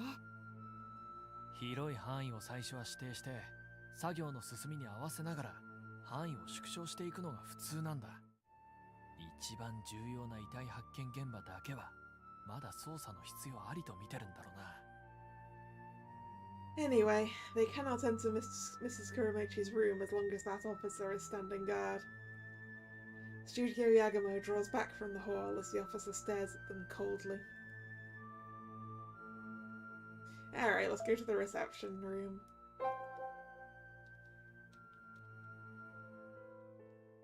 Sitting in the reception room with Kuramochi is an unfamiliar person in a white coat, who I'm going to assume is a doctor. すいません。来客中でしたか。いや、構わんよ。ちょうど彼は帰るところだ。Just as Kuramochi said, the man puts on his shoes and gets off the sofa to bid his farewell. では、僕はこれで失礼します。わざわざありがとう。あかりも喜んでいるだろう。Without another word, the man in the white coat bows to Studio Yagumo and leaves the room. 今の方は？近所で内科医をしている鳩谷君だ。あかりとは高校時代の同級生でね。その縁もあってわざわざ線香をあげに来てくれたんだ。Another one of her classmates. そうでしたか。申し遅れましたが、この度は大変お気の毒なことで。いや、こちらこそ君たちにも迷惑をかけてしまって申し訳なく思っているよ。それにあの時君たちが素早く対処してくれなかったら、私も芝君もガスで渋滞になってもおかしくなかった。礼を言う。ああ、いえ。Kuramochi must be mentally and physically drained, as even his words seem powerless. Yagumo has few words to say to him in that state, so he quickly excuses himself from the room.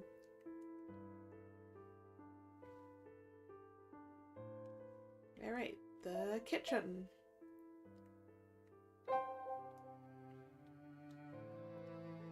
Hey, there's Shiba. Shiba's in the kitchen, struggling with several trash bags. 芝さん、ゴミの片付けですか? Yeah, like, what is all that trash? Is there clothes in there? It kind of looks like clothes. ええ、昨日はゴミ捨ての日だったのに、お屋敷に入れなくて捨てられなかったもんで。もう、こんな暑い時期だから生ゴミだけでもちゃんと出しときたかったんですけどね。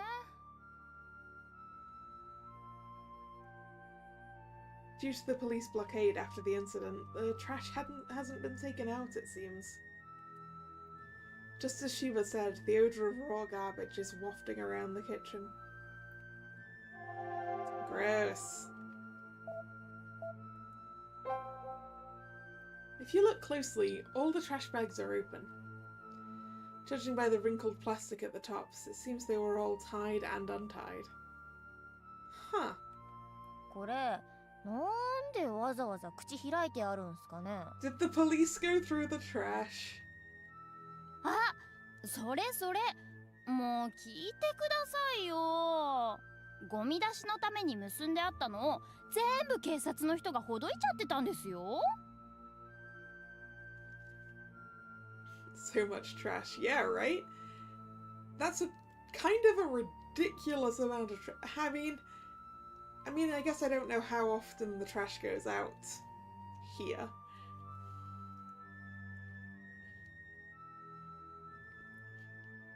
But like, my rubbish gets picked up once every 2 weeks, and I don't make that much rubbish in 2 weeks. But then again, it's only me. So I guess they have 3 people's worth of trash.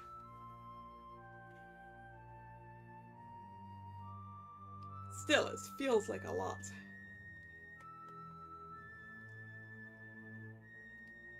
Because I'm pretty sure in Japan they separate it out into a whole bunch of different lots, like it's like burnable, non-burnable, and things like that. And they'd go out different days, I think.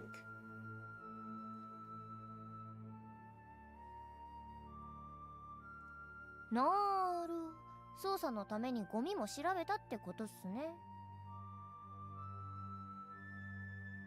だったらそれはまあ仕方ないかな。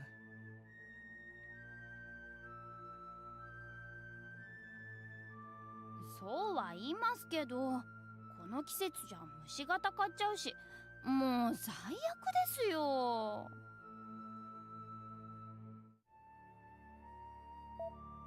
In the other bag.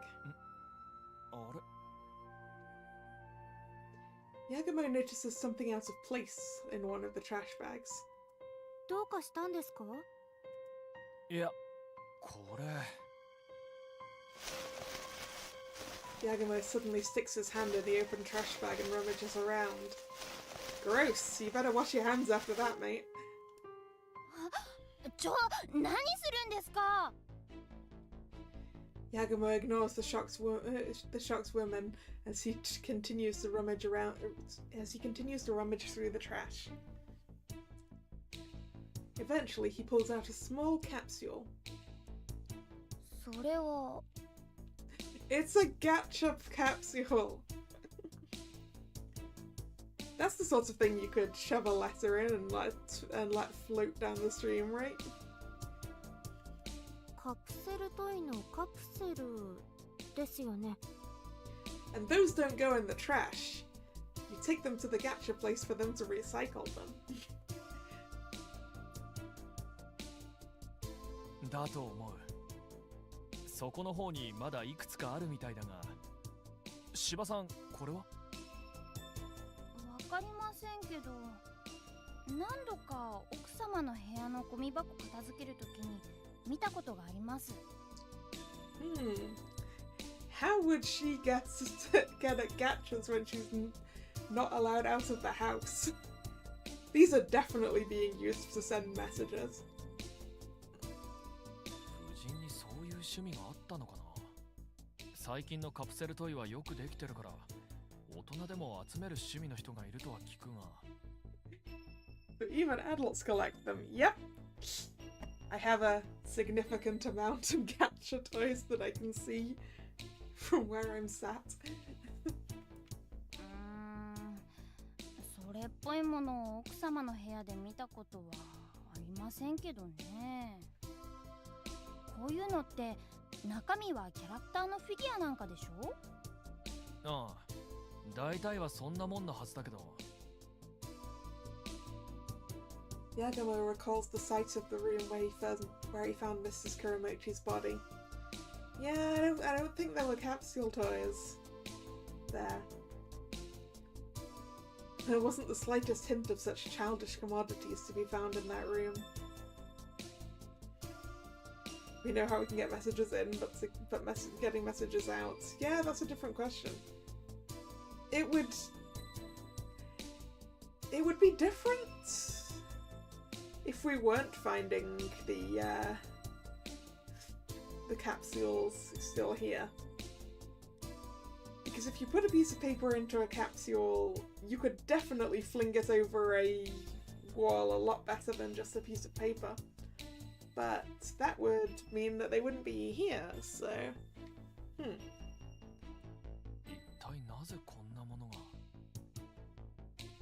Yagamo ponders over the capsule in his hand. Hitaha peeks into his hand and timidly speaks up. 監督、ここちょっとおかしくないですか？いえ、ここの穴、何かで塞いであるように見えるんですけど。You know, I was going to say the one problem with using these to send messages through water is that there are holes in gacha capsules, but I guess they fixed that.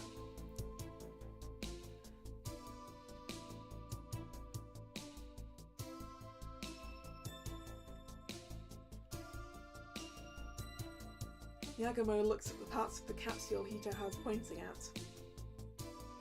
There are small air holes on the bottom of the capsule so it's easier to open.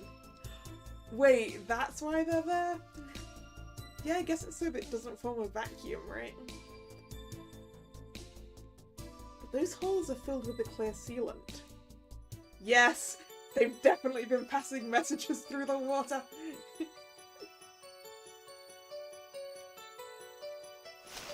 In a panic, Yagamo sticks his hand back into the trash bag.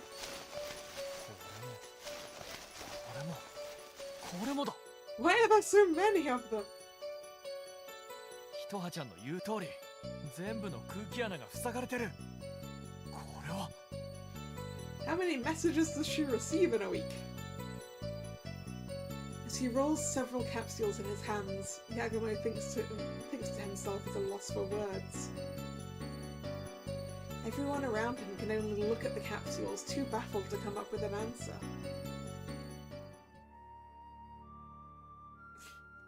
Please don't think we are mad. What's over here? ずいぶんでかい冷蔵庫ですね。確か倉持さんは夫人と二人きりのはずなのに。Yeah, that's one of them big refrigerators that I associate with America.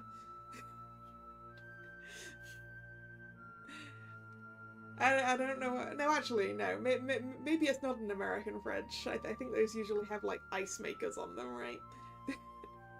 But still, it's one of them big double-door contraptions. It's probably got 3 times the amount of space as my fridge freezer.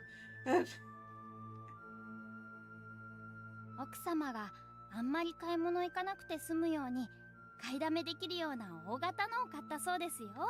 Why does a fridge need 2 doors? I think it's because if it only had 1 door when it was as big as that, you might not have room in a kitchen to open it, maybe?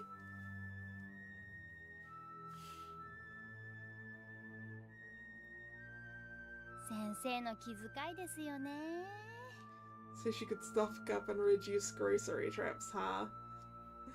That just sounds more like he doesn't want her leaving the house. なるほど。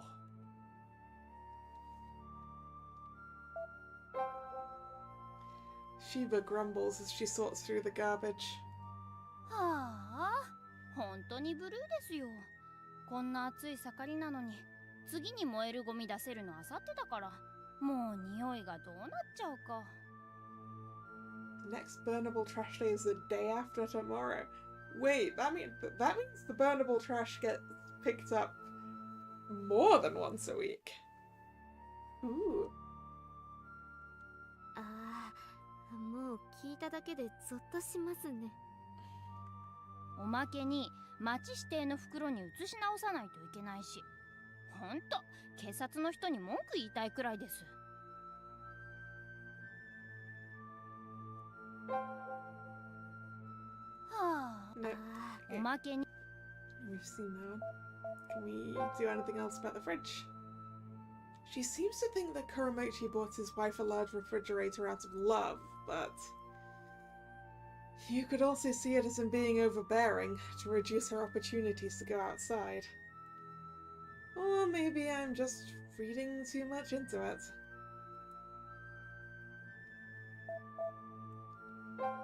Let's go to the trash again. Visible from the open trash bags are fruit and vegetable scraps, letting out a foul smell. Raw trash, huh? It smells putrid.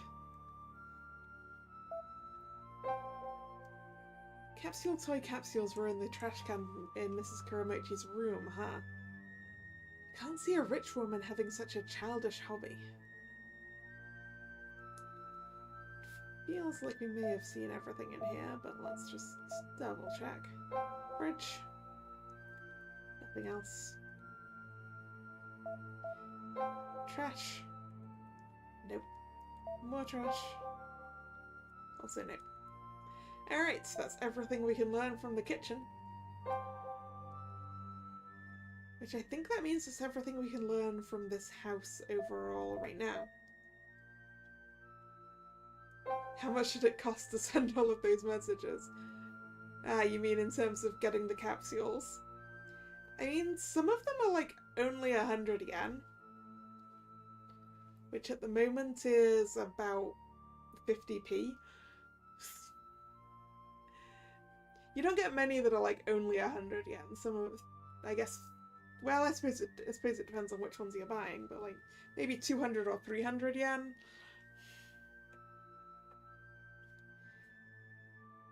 So it's not really that much, I suppose.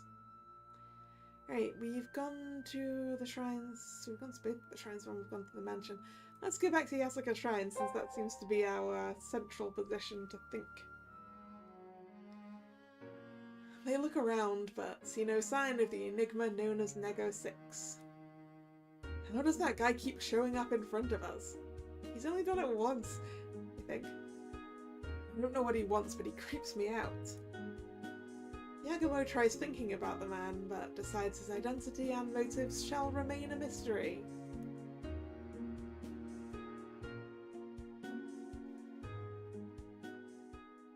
Right. Wait, let's go back to the rice store so that we can maybe look at the water or something? I don't know. At Yoshinaga Rice Store, the multicolored carp are once again swimming in the pond today. I've been enjoying the sight, so I should give these guys a token of my appreciation. Yagumo buys 3 bags for him, Nagari, and Mizuha to feed the carp and watch them gather.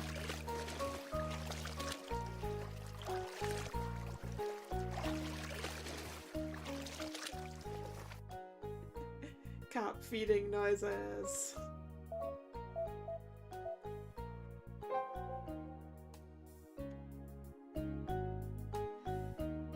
The Suwano station area is quite relaxed. We've done that. We need a picture of the wife to go back to the accessories guy with.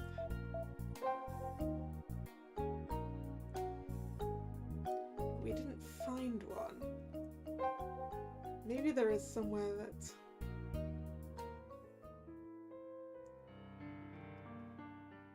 If we go back into the reception room, maybe? Kuramochi's still sitting on the sofa, dumbfounded and not doing anything in particular. He's just pensively rubbing his fingertips. すいません倉持さん、ちょっと見ていただきたいものがあるんですが。なんだね。これなんですが。Yagumo rummages through his pockets. He pulls out the magnified image of the necklace that Mrs. Kuramochi was wearing. Kuramochi's eyebrows twitch dubiously. こちら見覚えがありませんか？いや、ないな。これは妻の死に何か関わりのあるものなのかね。ああ、かもしれないというだけです。見覚えがないなら問題ありません。Since the image is zoomed in, it appears he hadn't recognized the pattern of his wife's kimono. Disappointed, Kuramochi returns the picture to Yagumo. His fingertips seem slightly red and inflamed. Is that why he was rubbing his fingertips when I got in the room? 倉持さん、その指先どうされました？かぶれているようですが。よくわからんが、先ほどから赤みが出ていてね。さっき庭先の片付けをしたとき、虫にでも刺されたかな。ああ、庭先の片付けを。警察の連中め、散々庭を踏み荒らしたり白い粉をまき散らした挙句、片付けもしないで帰っていきよったからな。ああ、現場検証はそういうものらしいですね。In on-site investigations, officers search drawers and scatter aluminium fingerprinting powder, causing quite a mess. But typically the officers do not clean up, leaving property owners to fend for themselves. やはり気になるな。先ほど鳩谷君が来ている時に見てもらえばよかった。すまないが、ちょっと彼の家に行ってくる。いいかね。ああ、ええ、どうぞどうぞ。留守中何か用があれば芝君が対応してくれるだろう。遠慮なく申し付けてくれたまえ。So his fingers are a little inflamed, huh?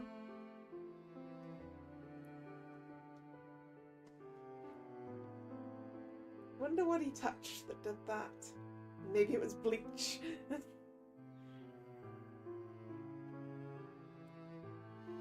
He leaves the room, rubbing his fingers, concerned. Crap, forgot to ask for a picture of his wife. Who else would have a photo of his wife? Is there not one, like, in the room? Is there not, like, photos of them together? The reception room is silent as death.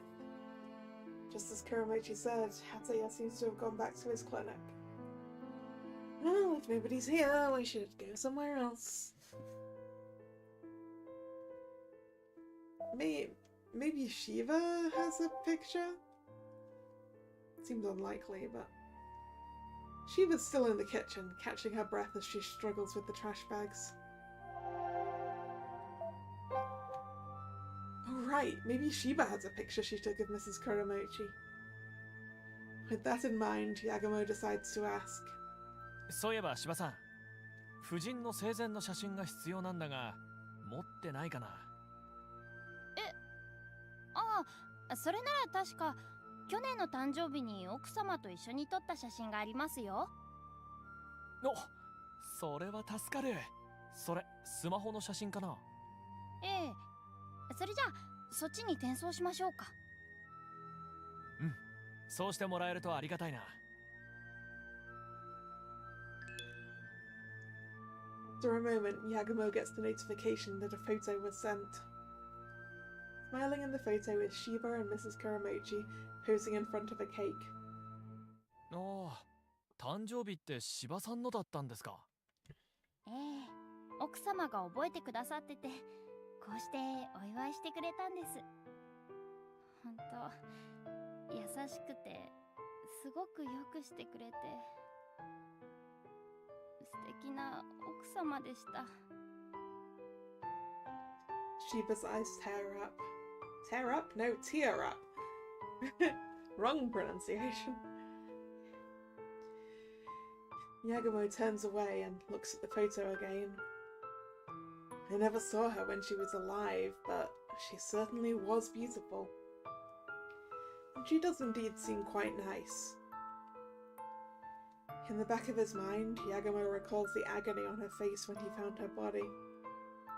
Why must such a gentle lady meet such a cruel end? The urge to find the truth burns within him as he puts away his phone. Yagumo doesn't know if he can call that justice, but he does know he has to do something. Alright, we can take this picture to the hippie and find out if Mrs. Kuramochi bought that necklace herself. So I'm going with no.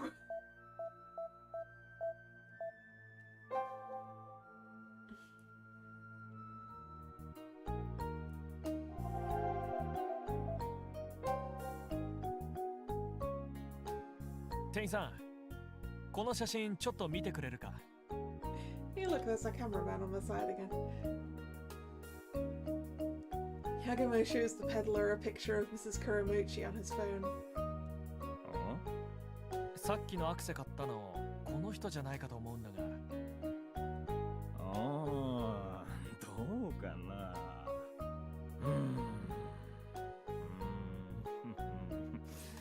思い出せそうだよ、思い出せないな。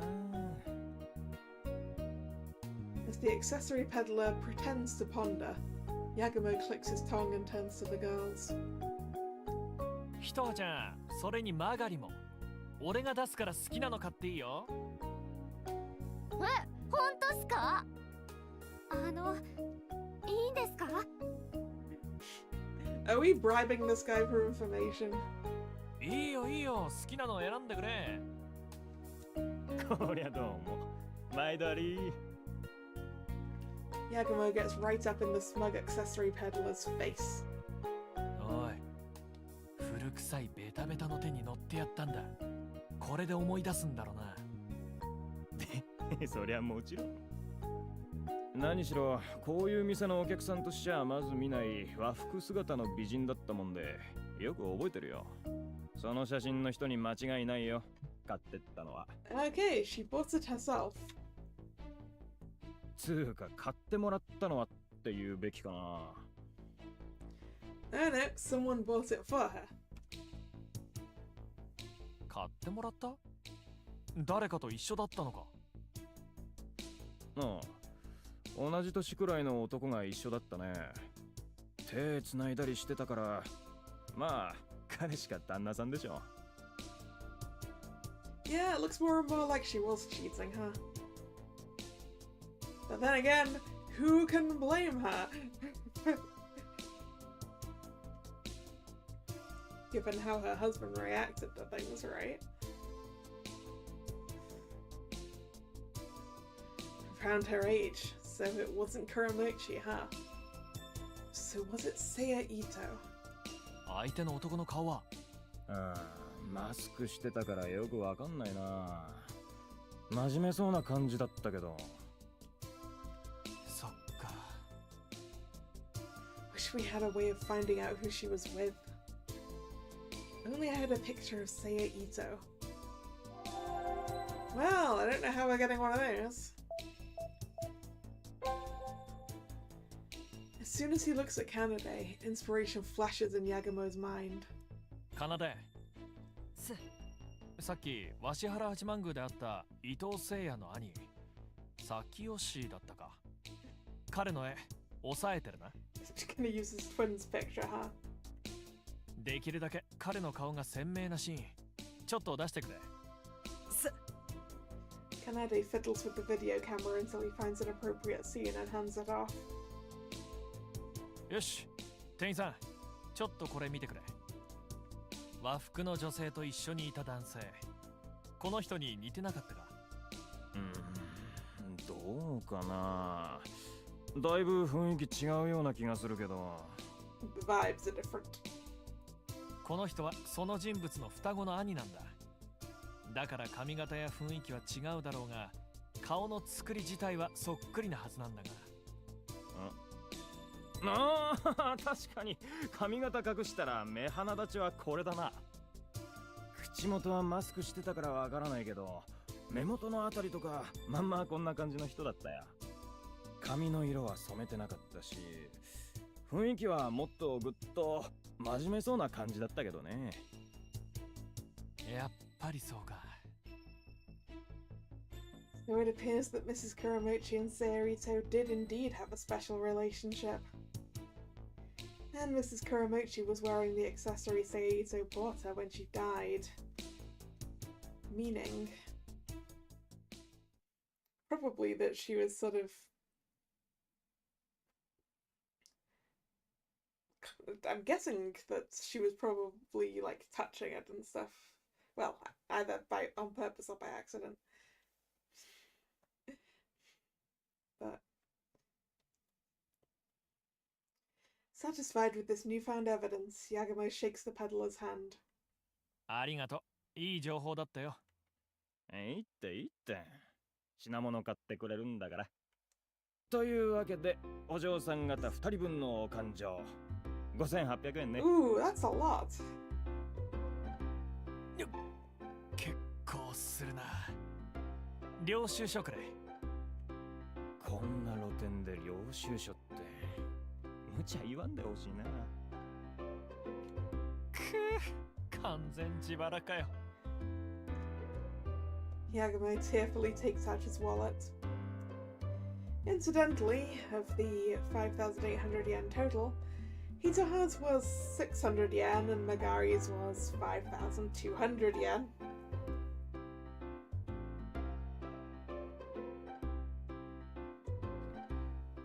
I kind of regret not talking to them before the cameraman because we could have found out what the things they were looking at were. In the evening, Studio Yagamo heads to the inn as the streets of Suwano are dyed orange. Yagamo suddenly stops in his tracks up front. どうかしたんですか？いや、謎が解けた気がする。え？そうだ、池だ。あの池が重要なんだ。Ah, Yagamo has caught up with what we already figured out. 池って倉持さんとこのっすかね。そうだ。今から倉持さんの邸宅に行くぞ。実験をしないと。実験ってなんすか？意味わかんないっすけど。やればわかる。ともかくマーガリとひとあちゃんにも手伝ってもらうぞ。まずは。Yagamo leans in and whispers the plan. Eventually, everyone nods and they head over to Kuramochi's mansion.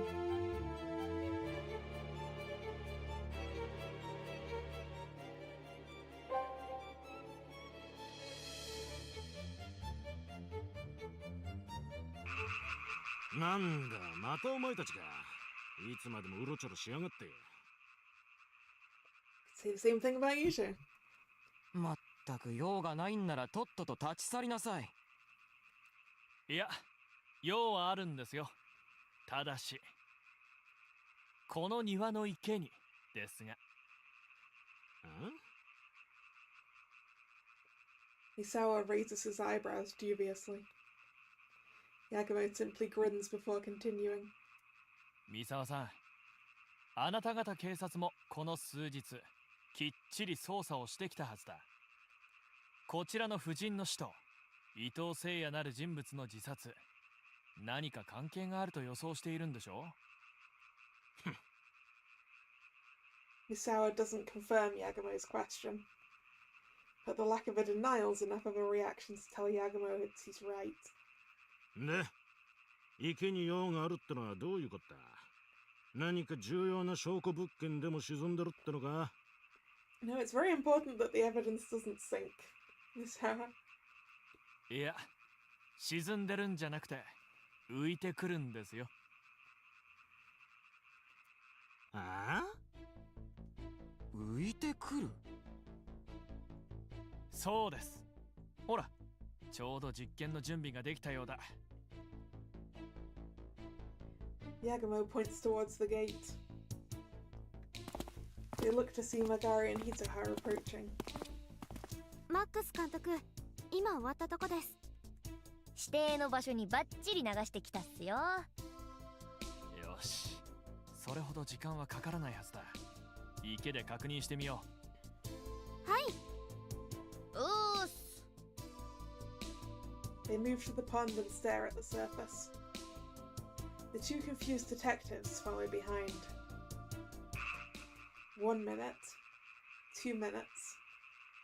Nothing in particular changes, except maybe a carp surfacing and sinking. The moonlit garden is quiet, save for the occasional croaking of frogs. おい、何も。Misawa turns around to Yagumo and starts talking, but then... Suddenly the pond starts rippling and all the carp start staring. 何ですかねこれ。Keishino points where all the carp are gathering. On closer inspection, there's a floating capsule. The carp swarm it, perhaps mistaking it for food. う。やはり。それ、拾ってみてください。Isawa looks like he wants to say something, but he reaches for the floating capsule instead. 中に何か紙片が入ってますね。After shaking the water off the capsule, Misawa opens it and takes out the paper. He slowly unfolds it and...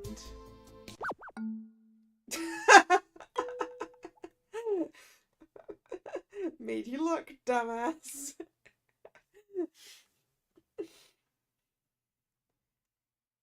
ふざけてんのか。あ、いや、それは。Yagumo turns around and glares at Magari, who's sticking out her tongue before he continues.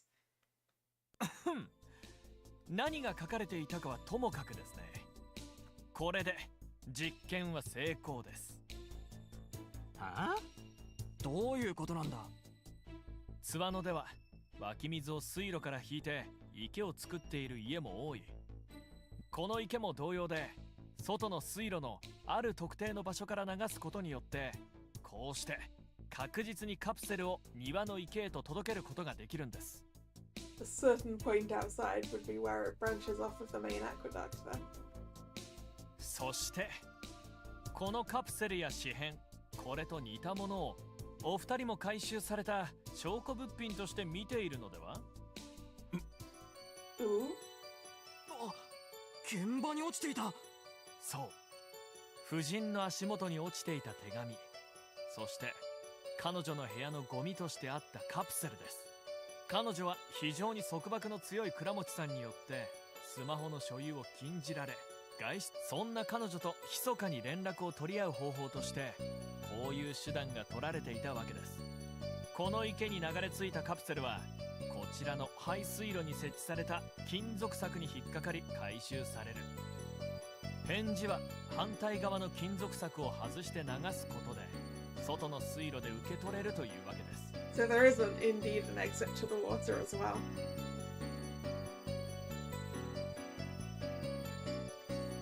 Interesting that the outtake has a grate on it when the intake doesn't, but I suppose if you can remove them.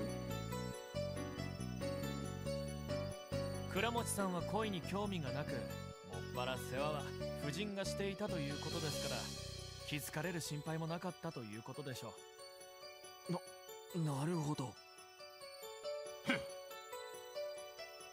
なんでお前らがそんなことまで知ってるのか、いろいろと文句を言いたいところはあるが、ともかくお前の言うことに間違いはなさそうだな。監督、それじゃあこうして手紙をやり取りしていた相手というのはやっぱり伊藤誠也氏しかいないだろうな。三沢さん、夫人と伊藤さんの死亡推定時刻ほぼ同じだったのでしょ。Misawa hesitates before he scratches his head and answers. ま、一つ謎を解いてもらったんだ。これを教えてくれんだ。 Look at us being all helpful to the police. どちらも午後4時から6時までの間。お前の言う通り、ほぼ同じ時刻と推定されてるよ。捜査本部でもおおむね示し合わせての心中。まあ場所が離れてるからそう言っていいものかわからんが、そうお前のおかげで一応その確証が取れたってわけな。心中、やはりそういうことでしょうね。All present fall silent. What breaks the silence is the voice of a man appearing from behind them. そうか。そういうことか。倉持さん。When did he get there? He had likely been listening in on the discussion for quite some time. Kuramochi walks unsteadily towards Yagumo. 今にして思えばあかりが星愛妻の日に死んだ理由がわかるというものだ。倉持さん。星愛妻は七夕。つまり大陸の剣牛伝説である彦星と織姫の祭りだ。Hikoboshi and Orihime, who couldn't see each other very often or whatever. I don't remember exactly what it is, but it's the they were definitely separated lovers anyway. 離れ離れになった二人に仰せをさせるため、年に一度天の川へと橋がかかる。The herons use their wings to form a bridge. Yes, that'll be it.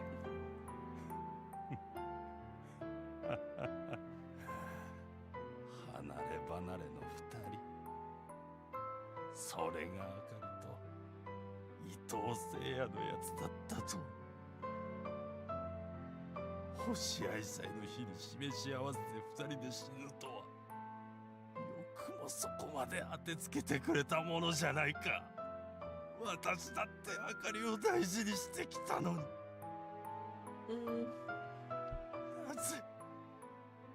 ぜあんな男と。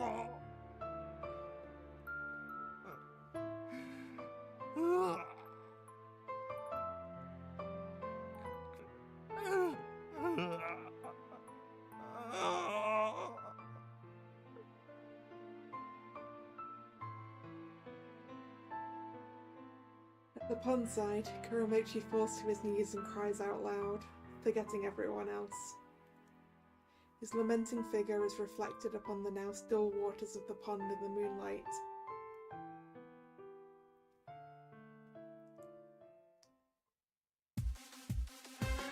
Yeah, Part 2, Chapter 4.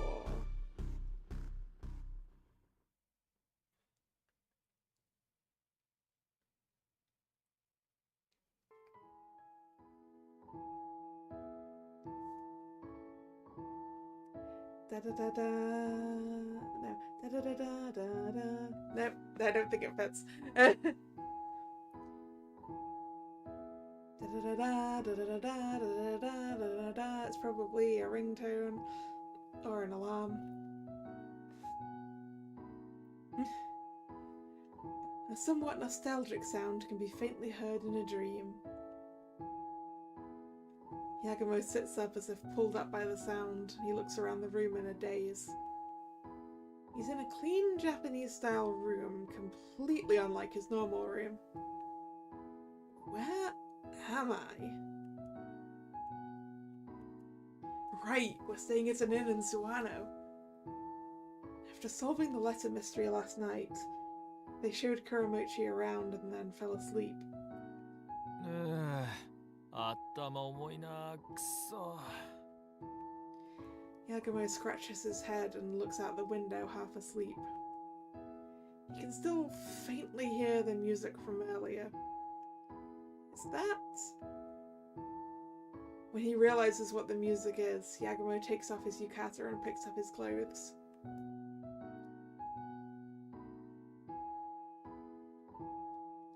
Da da da da da da da da da. Stretch, stretch, bend, bend. It's radio calisthenics, I think. Yagumo heads outside once he's changed. At the entrance, he sees Hitaha moving her body to radio calisthenics playing on her phone. It's exercise. It's sort of like, I don't know, another good word for it.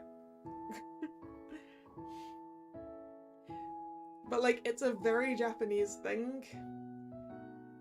It's a set of instructions and it's played out like on the radio every day, I think. I actually got to do this at a convention once. Yeah, the morning exercises.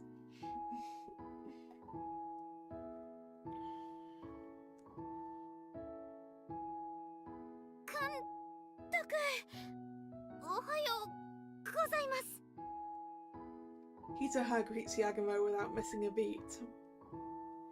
Her well-proportioned figure shines as it moves in the morning sun. Oh, so it was Hitaha, huh? But to suddenly do radio calisthenics now? What an odd child. Unaware of Yagumo's inner thoughts, Hitaha keeps on exercising. The sight of her moving makes Yagumo want to move his body too.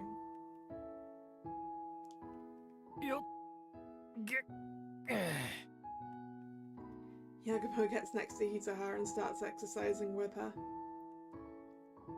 While Hitaha's moving easily, Yagumo's in pain due to his lack of exercise. Ooh, everything cracking, that's a mood.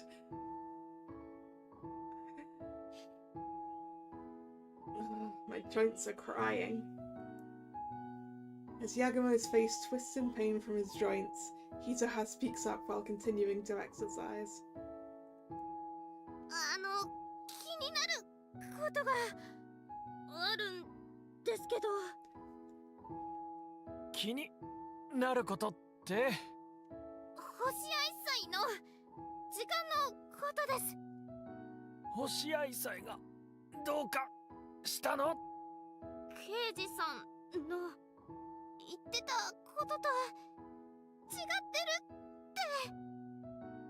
Ah, you mean the time of death doesn't line up? No. Yagumo suddenly stops moving and looks at Hitaha. Hitaha stops too and looks back at him.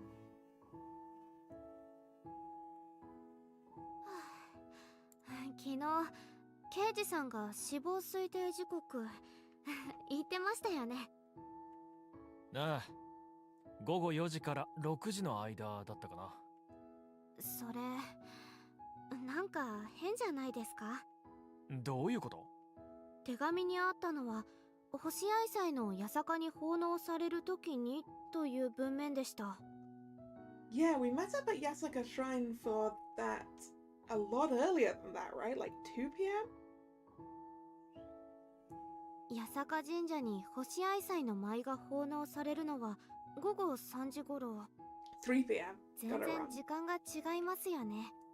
お、確かにそうだ。時間が合ってない。はい。何らかの理由で予定を変更したとしても変なんです。あんな手紙で密かにやり取りしていた2人がどうやってその変更を示し合わせたんでしょう。そうだ。手紙と死亡した時間が違っている。なのに2人同時刻にどうやって自殺した？ひとあちゃん、まだ事件は解決してない。そういうことか。そんな気がします。In the early morning sun, they silently exchange looks, feeling chilled even though it's summer. Meanwhile, the awfully cheerful radio announcer continues the exercises on Hitaha's phone.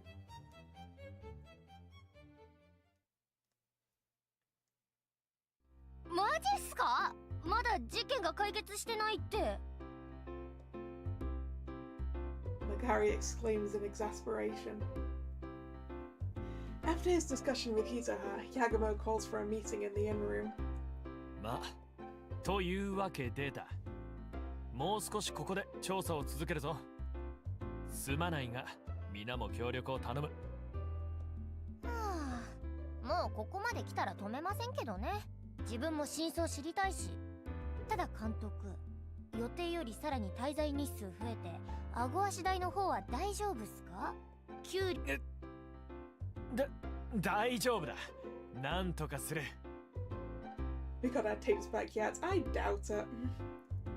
なんとかなりそうな顔色じゃないのが不安っすけどね。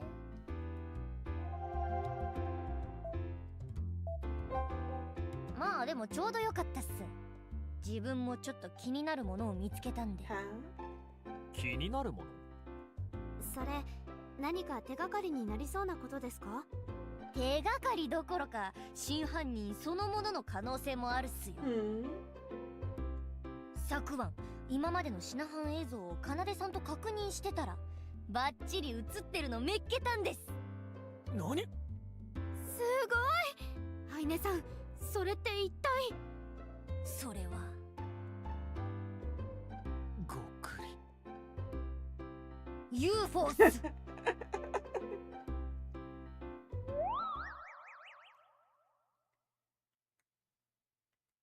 あれ、反応ないっすね。ほん。マガリ、もう一遍言ってみろ。だから UFO っす。UFO が映像に映ってたんです。Alright. はあ ？UFO？ なんすかそのバカにしきった言い方は。 Show me the UFO, Magari. お前な、こんな大変な事件の真犯人が UFO でしたとか言ってみろ。あの刑事たちにはったおされるぞ。いやでもマジなんすよ。バッチリ飛んでる姿が映ってて。ほう。で、その UFO とやらはどんな形してるんだ？葉巻型か？アダムスキー型か？レンデンシャムの森事件のように高級とか、あるいはエールフランス3532便事件のように形が変化するとかか？ Okay, what's that one?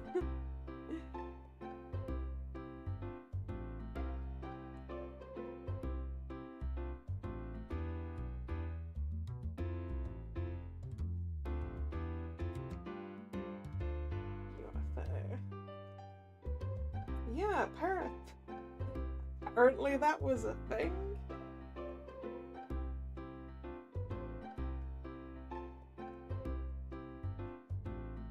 Hmm. やたら詳しいな、おい。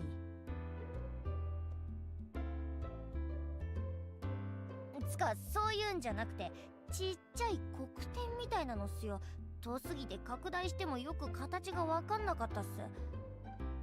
Too far away. ああ、はいはい。だったらハムシか鳥だろう。よくあることだ。いや、見たらわかるっすよ。そういう飛び方じゃないっすもん。わかったわかった。んじゃ、後で見せてもらうよ。全然信用してねえ。I mean, technically all flying objects are unidentified flying objects until you work out what they are.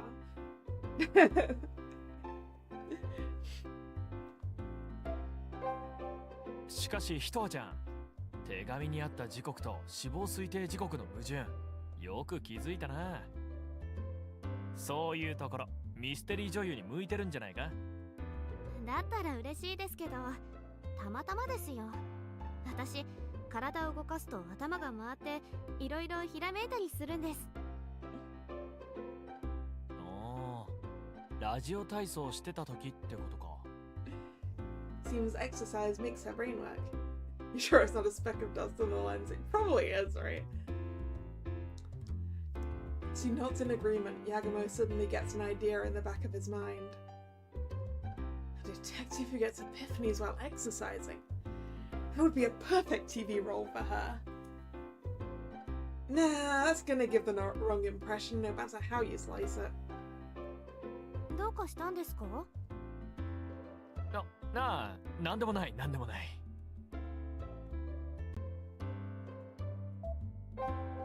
かなで、クイズです。中華料理の高級食材といえば熊の手、フカヒレ、そしてツバメの正解。さすがはかなでだな。監督、かなでさんで遊ばないでくださいよ。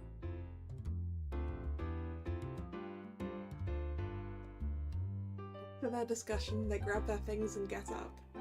んじゃ、今日も頑張って調査に回るか。まずはどこに行くんすか？今まで倉持夫人の方ばかり調べてきたからな。伊藤誠也氏の方も当たってみたい。それじゃあ伊藤さんのお宅からですね。ああ。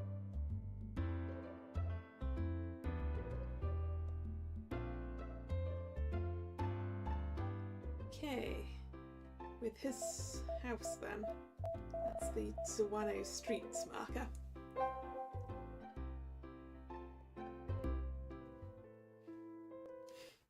Well, there's the detectives and his brother. They head down back streets to Seiya Ito's house, only for an angry voice to shatter the silence. うるせえ！いつまで俺にまとわりついてきやがるんだ！ちょっと落ち着いてください、伊藤さん。いい加減にしろって言ってるんだよ。何回同じ話をすりゃ気が済むんだ。まあまあ、そう怒鳴らんで。こっちもね、弟さんの件についてしっかり捜査したいだけなんですわ。何か思い出したことでもあれば教えていただけませんかね。もう何もねえよ。大体離れて暮らしてる兄弟のことなんてそう詳しく知ってるはずがねえだろ。 So it's estranged brother, huh? It seems the detectives are holding another interrogation. Despite the interrogation, the detectives make no progress with Sakio Ito, who only scowls, so they leave with a bow. あの刑事2人、まだここに留まってたんだな。Obviously, they don't think it's over either. つか、まだ捜査を続けてるみたいっすね。私たちと同様に昨晩の手紙の件だけでは納得いかない何かがあるんでしょうか。そうかもしれないな。だとすると事件が2人の心中で片付けられない情報を握ってるのかもしれない。それ刑事さんから教えてもらえるといいですけどね。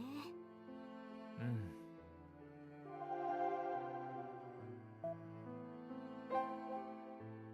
Yagumo calls out to Ito, who stands by the house, glaring the way the detectives left.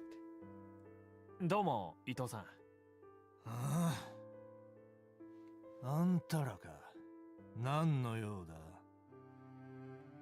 なあ、いえ、こうしてご縁があったんですから、弟さんに手を合わせるだけでもさせていただこうと思って。大した縁でもなし。いらねえよ、そんなもん。それに弟は内輪だけの家族葬にするんだ。部外者は遠慮してもらってる。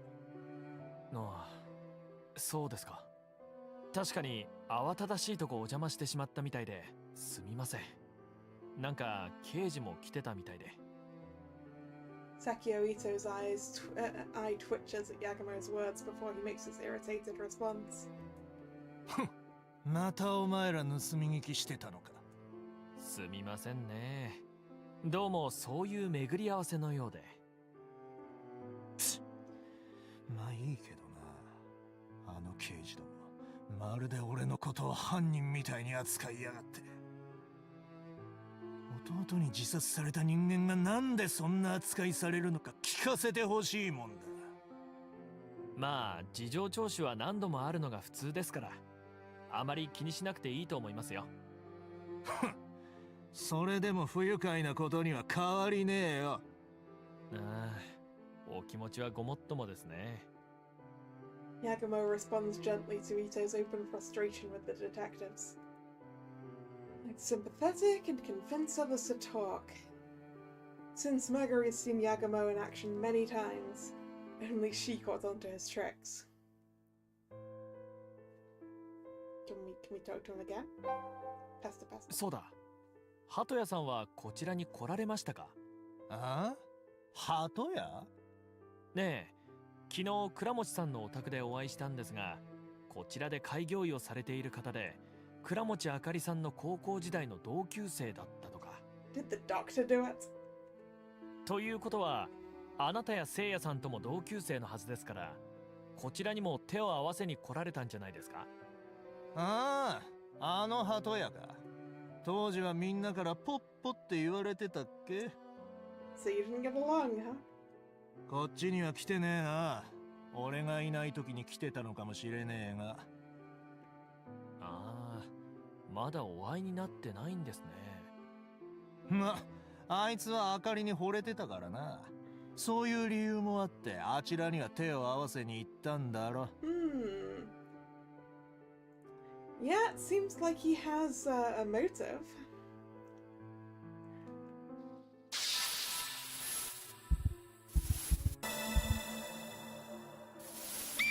Hataya liked Akari Kuromochi.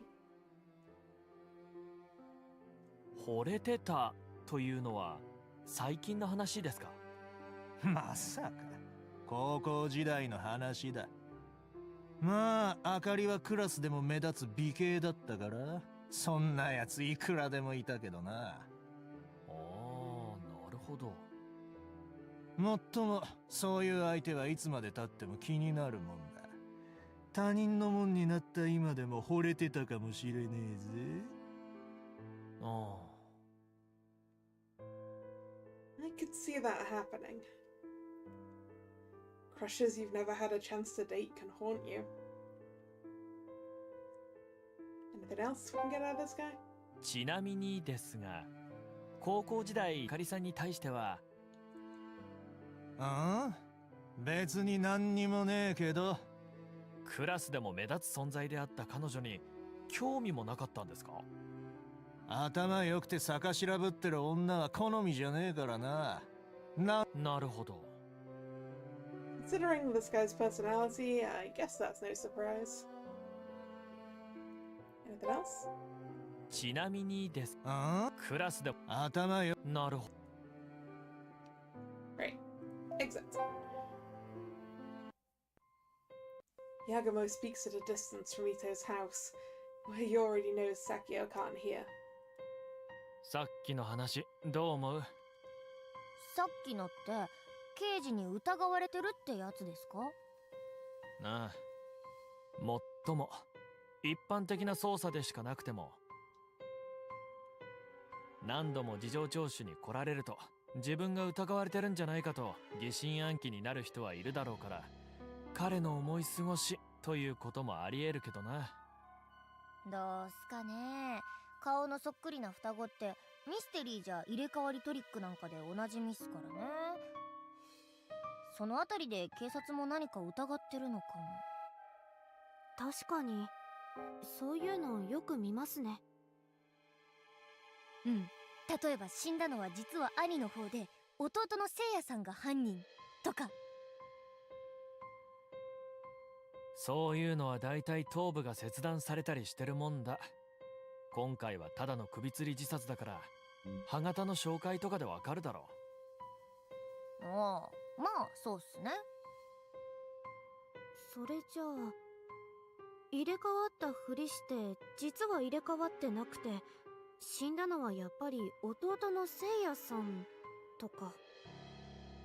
そのまんまだよ、ひとはちゃん。あ、そっか。Okay, forget about the radio calisthenics.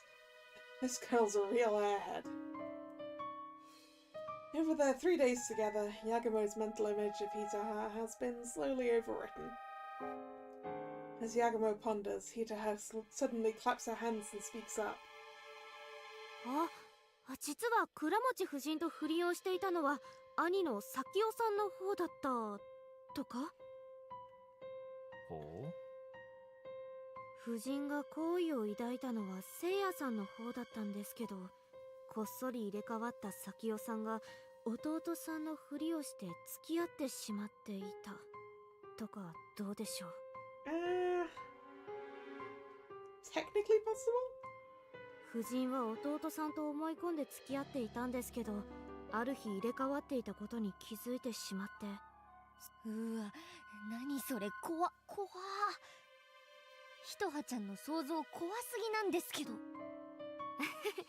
ただの想像ですけどね。想像つうかほぼサイコホラーだよ。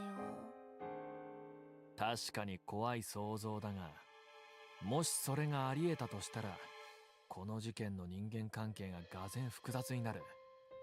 そのあたりどこかで確認しておきたいところだな。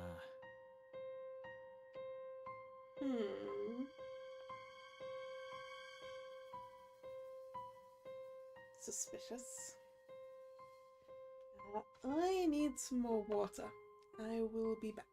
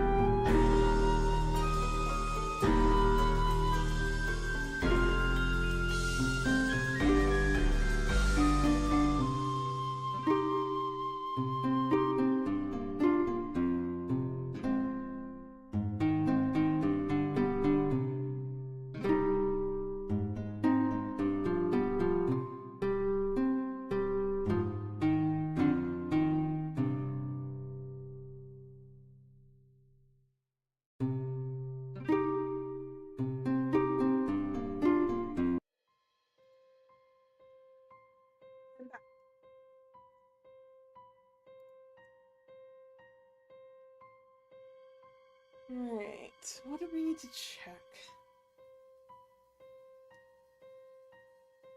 Something about the twins. Let's start from the north again.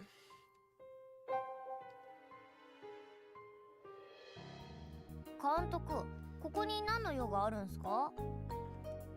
いや、例の入れ替わり説確認したくてな。Yes, of course, the accessory. アクセアにもう一度話を聞いてみようと思ったんだ。入れ替わり説って、私が言った夫人と付き合ってたのは実は伊藤咲夫さんっていうのですか？自分で言っておいてなんですけど、お話としては面白くてもあまり現実味があるとは思えないですけど。ま、全ては可能性さ。それを一つ一つ蓋然性へ、そして確定的事実へと変えていけば、おのずと真実は明らかになるってわけだ。Alright, accessories guy. Oh. Oh. あれ？ Accessories lady. 店員さんちょっと見ない間にすっかり女性みたいになっちゃって。いや、完全に女性だろ。先日の彼とは別の人じゃねえか。As they talk to each other in front of the stall, the shopkeeper cheerfully calls out to them. 何の話をしてんの？あ、いや、先日ここでアクセサリー買ったんですけど、その時の店員さんに会いたくて。ああ、彼なら今ちょっと昼食に出てるわよ。lunch break. 昼休憩終わったら戻ってくると思うけど。なんか用だったの？返品とかクレーム？だったら勘弁だけど。いやいや、単に知りたいことがあって、いろいろ話を聞きたかったんですよ。あ、そう。なら後でまた来るといいよ。私からも来客あったって言っとくから。なあ、そうします。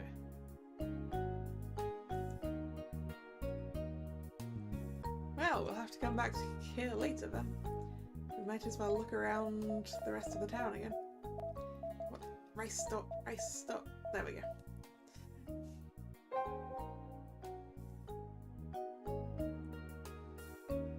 Oh right, Ito's house is behind here, isn't it? Maybe the owner can tell me something about Seiya Ito. With that thought in mind, Yagamo turns to the owner. 亡くなった伊藤聖也さんとは親しくされていましたか？私ですか？私はそれほど。そもそも彼はあまり人付き合い用する方ではなかったみたいで。彼のことを知りたいんだったら、並びの文房屋さんとこお尋ねしたらどうです？よくそちらにお香を買いに行かれてたみたいですから。文房屋。文房屋さん？あ、それって文房屋七右衛門さんってとこですよね。そうですそうです。そちらです。マガリ、知ってるのか？そこも津和野の観光名所になってるんすよ。品販用にピックアップしてあったんすけど、事件のバタバタですっかり忘れてました。そっか、ならちょうどいい。そのお店にもお邪魔してみよう。了解っす。一応アポ入れときますね。Magari immediately makes a call as they leave Yoshinaga Rice Store.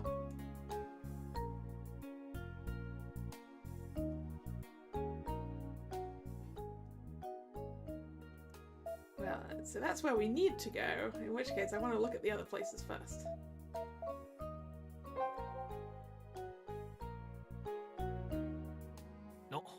忘れてた。なんすか？いや、鷲原八幡宮は流鏑馬神事でも有名で、その馬場が近くにあるんだよ。ああ、品販する気まだあったんすね。当たり前だ。ちょっと忘れ気味にはなってたけど。正直、私も本来の目的忘れそうになってました。まあともかく近くだから今から寄ってみよう。As per Yagame's suggestion, they head towards the horseback archery ritual grounds to film.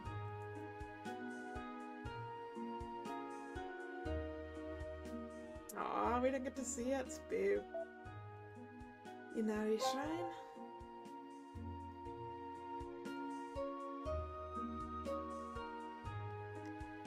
When they get up to Tekudani Inari Shrine, they spot some unexpected faces. I'm not sure the detectives are unexpected faces at this point. あれ、刑事さんたちですよね。何か聞き込みをしてるみたいですけど。ああ、まだ捜査を継続中ってことは、やっぱり2人の心中ってことに彼らも疑念を抱いてるってことか。さっきの件もあるし、ここで聞き込みってことは何か伊藤咲夫さんに疑いを抱いてるってことっすかね。だろうな。彼らから何か捜査の情報を得られるといいんだが。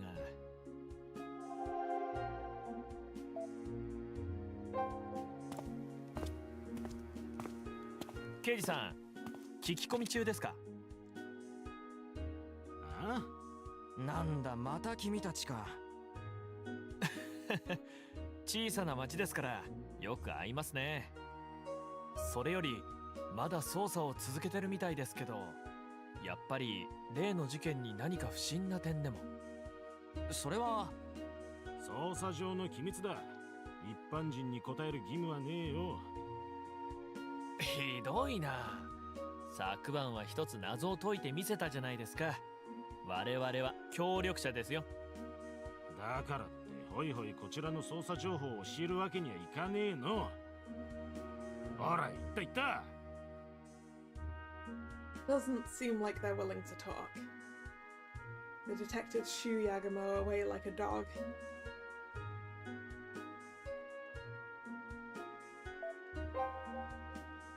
ダメだな。さすがに彼らから情報を聞き出すのは無理みたいだ。んじゃあ奥の手を使うしかないっすかね。なんだ、なんか手があるのか。ええ、まあちょっとひとはちゃん。私ですか？ Yes, utilize the fact that one of the detectives is a big fan of hers. うん、ちょっと頼みたいことがあるんで。はあ。Nagari whispers into Hitaha's confused ear. Hitaha's surprised and confused at what she hears, but eventually she nods reluctantly.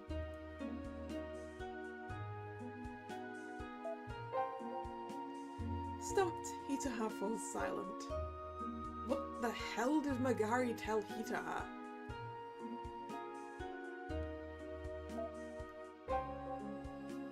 今度こそ刑事さんも何か話してくれるはずっすよ。なんせこの孔明がひとはちゃんにバッチリ策を授けたんで。策？マジでFor some reason, Hitaha nods in bewilderment to Yagumo's question. Magari, what are you making Hitaha do? I've got a bad feeling about this.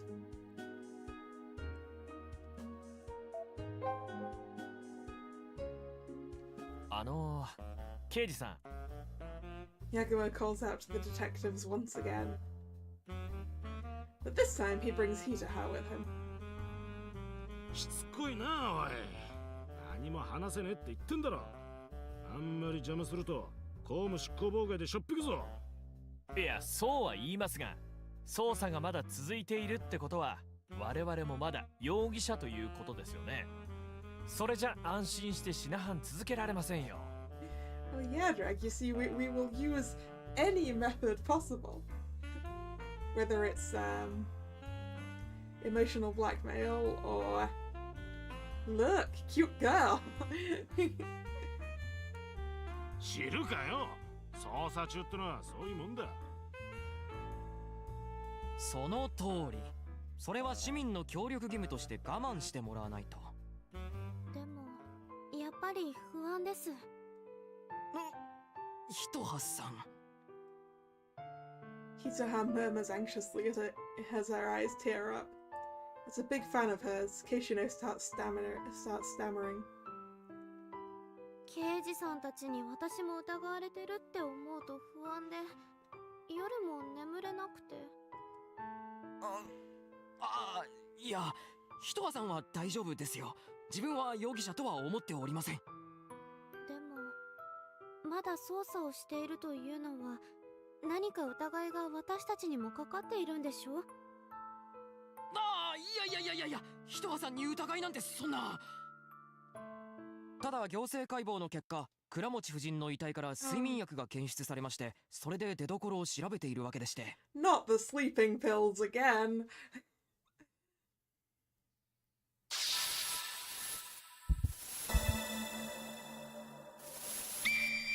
This is Kuromochi's autopsy found sleep medication. 睡眠薬? So someone drugged her to sleep and then gassed her? Yagumo reacts to Keishino's words. Upon realizing what just happened, Misawa elbows Keishino in the gut. Oi! すいません。待ってください。夫人は睡眠薬を飲んでから塩素ガスによる自殺をした可能性があるってことですか？確かに少し不自然だが、しかし苦しみや恐怖を緩和させるためならなくはないような。何かそれ以上に不審に思えるところがあったってことですか？知らんな。それ以上は答えられんよ。ケイシノさんそれ以外に何かあったんですか？いや、その睡眠薬が市販されてない代物だったので、それをどこから夫人が入手したか問題になってるのです。Ah, so not the type of sleeping meds you can easily get. Got it. 言うなこらWeaponized cuteness. Keishino gets hit hard on the head. And yet Yagamo keeps piling on the questions. 睡眠薬に問題はあるとして、それだけが捜査を続ける理由じゃないはずだ。刑事さんたちの様子からすると、心中じゃなくて殺人でも疑っているように見える。何か殺人を疑う理由があるってことなんじゃないですか？ I suppose if it's sleeping meds that aren't available over the counter, then my suspicions of the doctor increase. んなもん答えられるわけねえだろ。さっさとここから。ケイシノさんどうなんでしょう？ The way the music changes when she does that too. 実は昨晩の話を受けて押収したカプセルの指紋採取をしたのですが、なぜか夫人の指紋以外全く確認できなかった次第でありまして。Well, it would make kind of sense, I guess. The other person who used them's prints would probably come off in the water, but 夫人の指紋しかなかった。 Actually, I don't know. I don't really know how fingerprint staying power works. だから喋るなっつってんだろ。 Ooh, that looks like it hurt.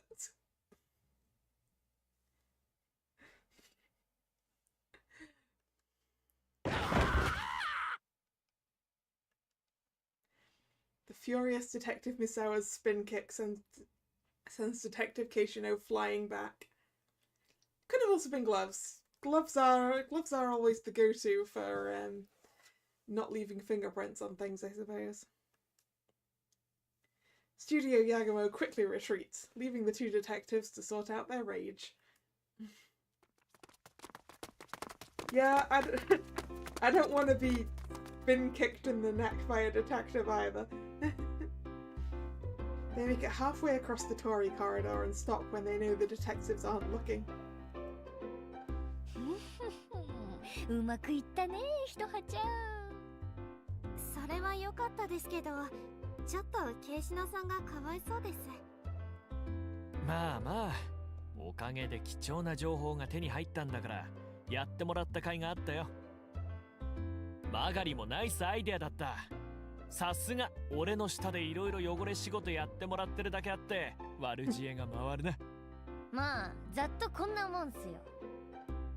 つか汚れ仕事ってなんすか？人聞きの悪い。大体はあんたがやらせてんでしょうが。なその通りだ。たくもう。でも例のカプセル、指紋が夫人のものしかついてなかったってどういうことっすかね？昨晩の謎解きからすると伊藤聖也さんの指紋がついててもおかしくないはずっすけど。水路を流れてきてるから指紋が消えちゃったとかですかね？いや、そもそも指紋の成分は皮膚に分泌されている油脂だから水に浸かってた程度じゃ消えないんだ。 Thanks for the conclusion to that, Yagamo. それじゃあわざわざ指紋がつかないようにしていたってことですか？だとすると少し妙な話になるな。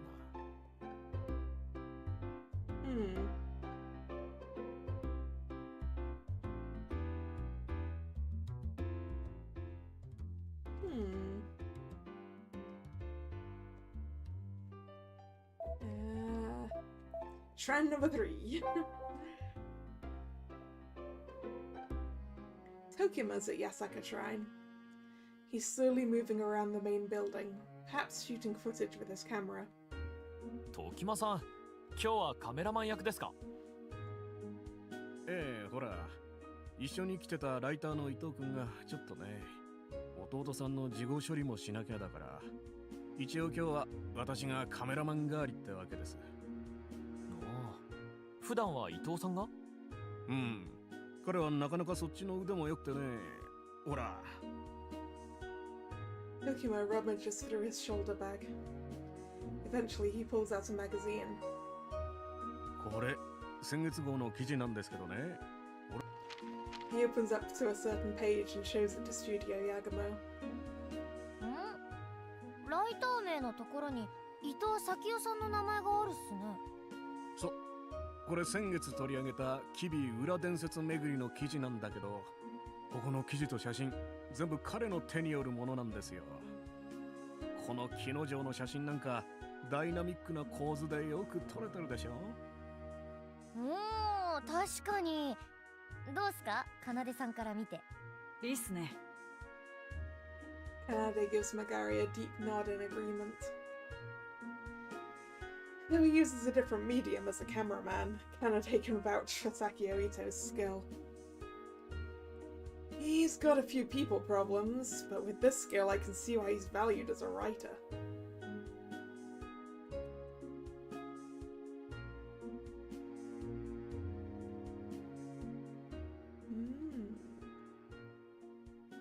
We haven't been to Kuramochi's mansion yet today.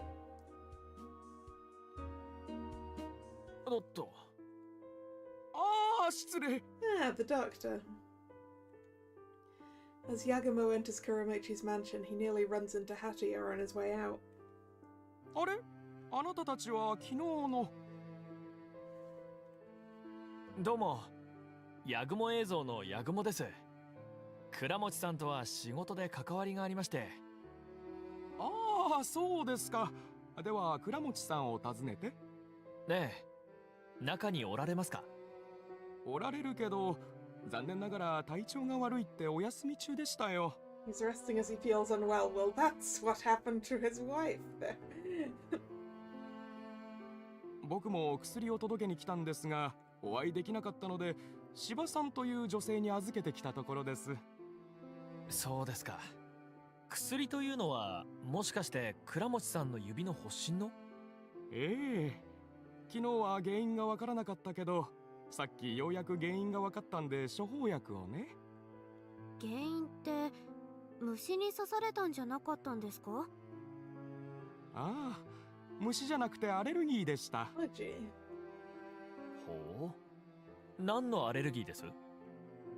それはごめんなさい。患者さんの個人情報に当たるんで。I really wanted to know what that allergy was. まあ、それはそうでしょうね。Feel like it's relevant. Hatiya smiles and nods before he bids farewell and makes his exit.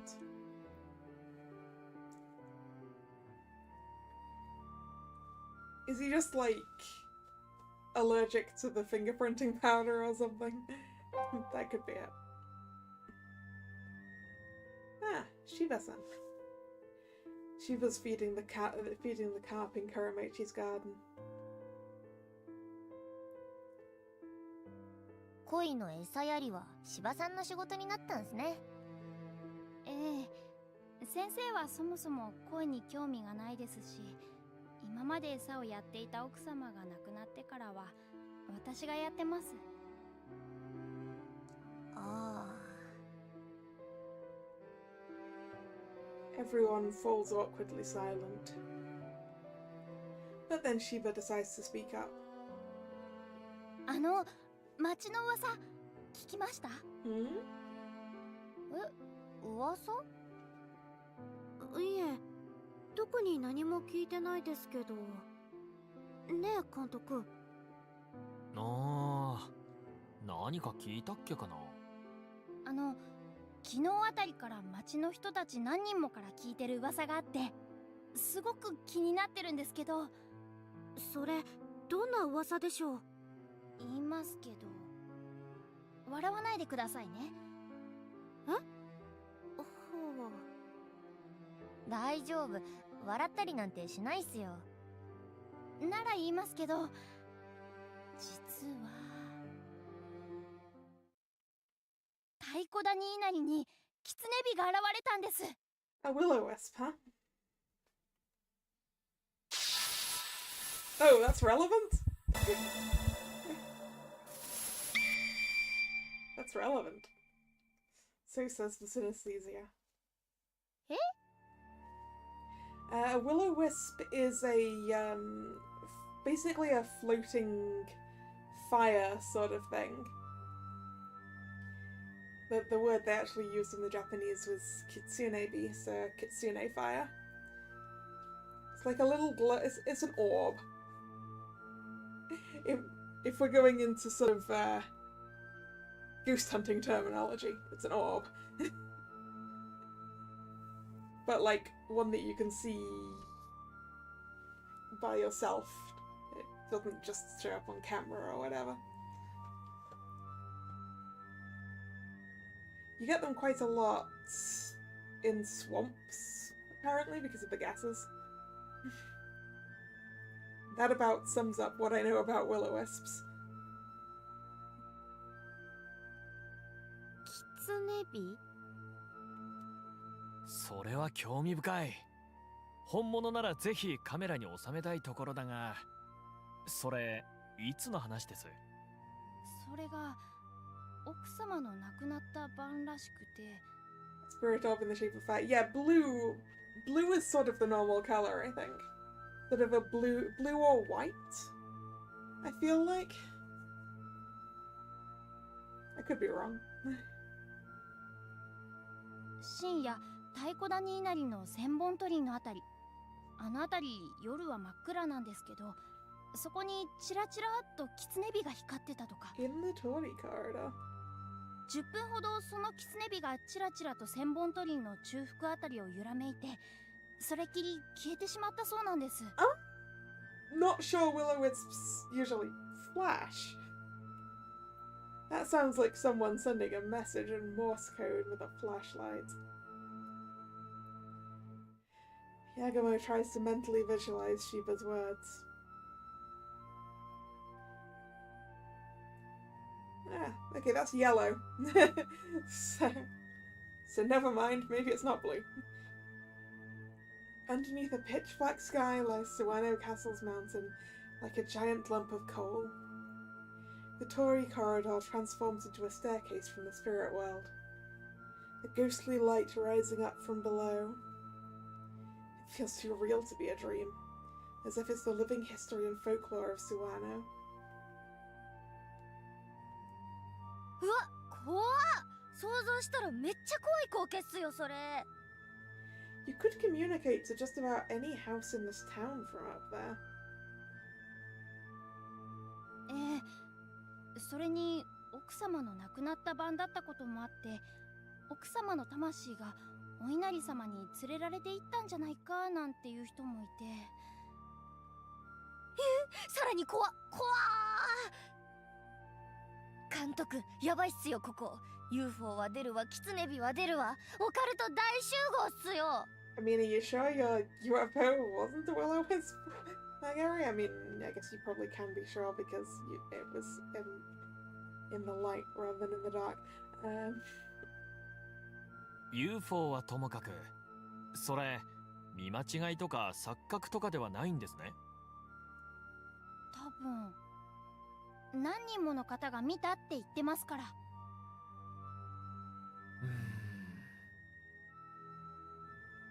Magari and Hitaha shiver in fear. Yagumo crosses his arms in thought. Perhaps inspired by Magari's fear, Yagumo shudders at the thought there could be some frightening secret lurking in the shadows. Alright. Can we get in her room now? Looks like it. There's no sign of any officers in the hallway leading to Mrs. Kuramochi's room. It seems the on-site investigation's over, as the police tape's all been removed. 入れるみたいですね。なあ、一応部屋の中を確認しておこう。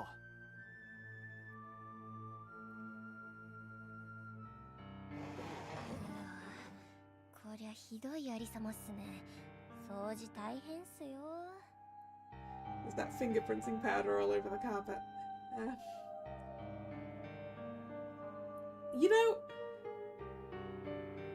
that's not a very good rocking chair. In fact, I'm not sure that chair would even rock.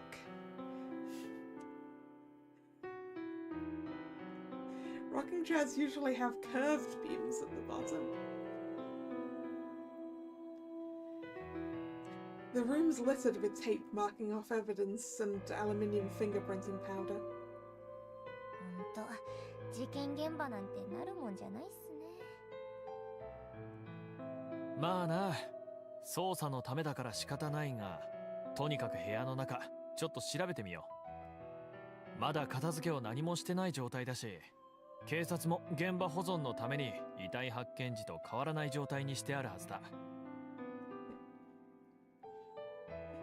Yeah, and you could tip just about any chair backwards like that. I suppose having the things like that would make the chair slightly more stable, but in a way.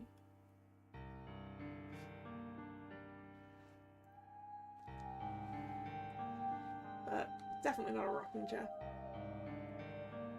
Alright. That window's open, that's suspicious. This window faces outside to let sunlight in. ちょっと開いてるな。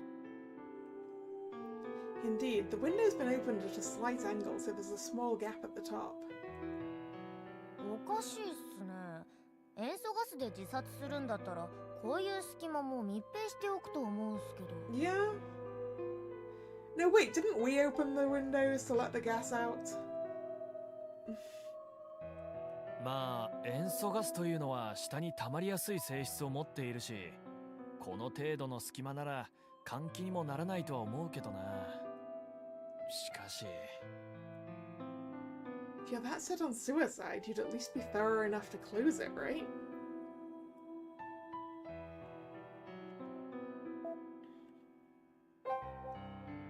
Yuka, 白い粉が散ってますね。これ踏まない方がいいんでしょうか。 Now we only opened the corridor windows. Got it.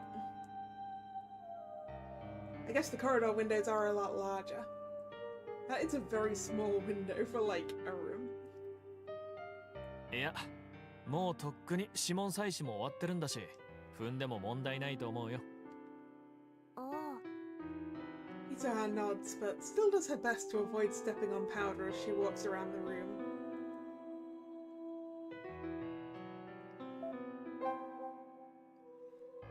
There's a window facing the hallway with a small panel of decorated glass. Oh, I thought that was a picture. 柴さんが事件当日、午後3時前に夫人の様子を伺ったと言ってたが、ここから覗いたってことかな。でしょうね。わざわざ外に出て、あちらの窓から覗いたとは思えませんし。From this angle, all she'd be able to see is Mrs. Kuramochi's upper body in the rocking chair. Which means she didn't notice the metal basin placed on the floor.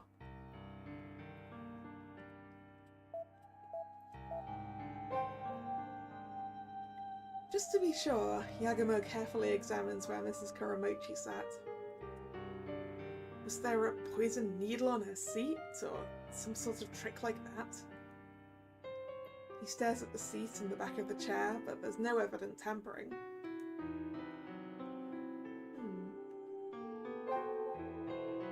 The rocking chair where Mrs. Kuramochi sat. Just looking at the chair brings back memories of how Mrs. Kuramochi died that day. Skylight windows open slightly. It's not big enough for an intruder to get in, huh?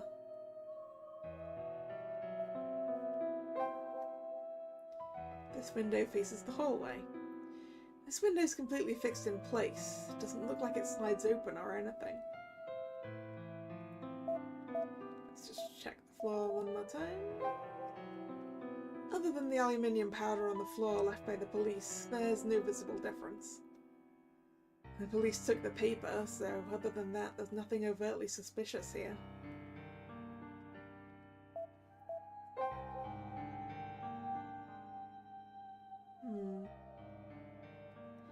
kitchen.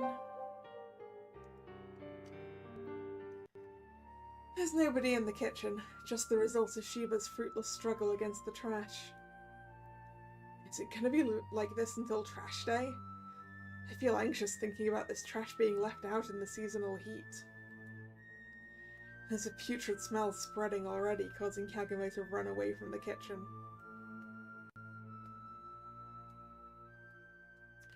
And the reception room we haven't been in yet. There's nobody to be found in the reception room. そういや、倉持さん、体調が悪くてお休み中ってあのお医者さんが言ってましたね。ああ、寝込んでるようならちょっと会うのは無理かな。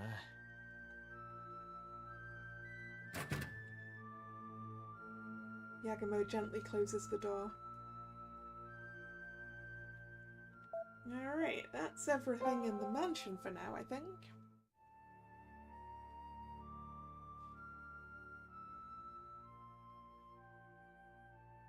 We've been to the shrines. We have a marker on our inn room today. Once they're back at Yoshinoya, Yagamo quickly instructs Kanade. かなで、今のうちにここまで撮影したデータ、バックアップ取っといてくれるか。だったらその間にちょっとシャワー浴びてきていいですか？ちょっと汗でベトベトして気持ち悪くて。自分ももう歩きっぱなしで汗だくだし、足もむくんじゃってるしで大変っすよ。別にいつもと変わらん足の太さに見えるけどな。うっせっすよ。Magari and Hitoha get up. Everyone rests and relaxes as they wait for the backup to complete. Alright, let's actually go to this incense place.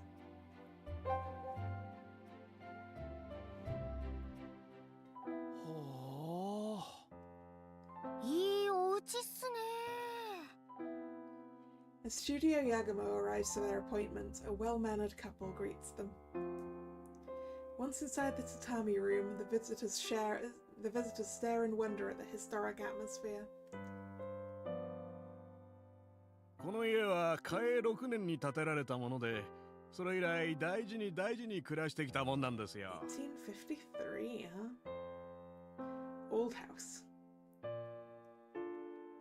古民家で農家のものはよく見受けられますけど、こういう商家のものは珍しいですね。そうですね。おかげさまで登録有形文化財にも指定していただいております。そんなすごいとこ、こんな入っちゃっていいんすかね。煎茶体験でこちらのお庭を眺めながら楽しんでいただいたりもしておりますから、遠慮なさることはありませんよ。煎茶体験っすか？ええ、もともと江戸時代、津和野藩の時代から茶の栽培を奨励してましたから、煎茶文化がとても発展していたんです。はあ、なんか歴史がありすぎて時代感覚がおかしくなりそうっす。ほんとだな。面白いものをお見せしましょうか。The husband pulls out an account book from a chest with Hell Record handwritten on the cover. It's an old artifact, the likes of which Yagamo has only seen in period dramas and Edo artwork. 地獄町ってなんだか怖い名前ですね。これは昔の借金の貸付帳でしてね。そりゃ借りた方からしたら怖い代物だったでしょう。Loans. And with that, he flips through the account book. As Yagamo looks on in great curiosity, he notices some familiar words. ここ、倉持と読めるようですが。ああ、あちらのお宅は江戸時代は辺りの大地主だったそうですからね。きっと商売上で何か取引があったんでしょう。ははあ、昔はそれほどの大地主だったんですか。それに昭和に入っても先々代の頃までは裏手の山林までぐるっと倉持さんの持ち物でした。Well, I guess they don't own it anymore, huh? 先々代の頃までということは、今は。ああ、まあ、どうでしょうかね。The owner gives a vague answer. He probably doesn't want to divulge someone else's financial status, so Yagumo doesn't press him.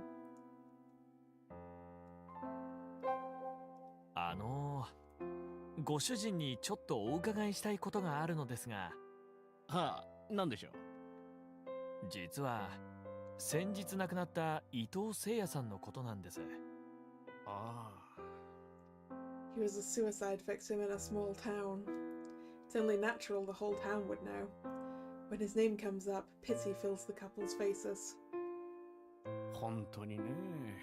お若いのにお気の毒に。あの方、よくうちにお香を買いに来てくださってました。真面目で礼儀正しい方でしたよ。お香を？ええ、あの方、ひどい喘息もあって寝つけない時が多いから、安眠効果のあるお香があるといいって。Maybe I'm wrong, but I feel like if you have asthma, then like burning incense inside of your house sounds like a terrible idea.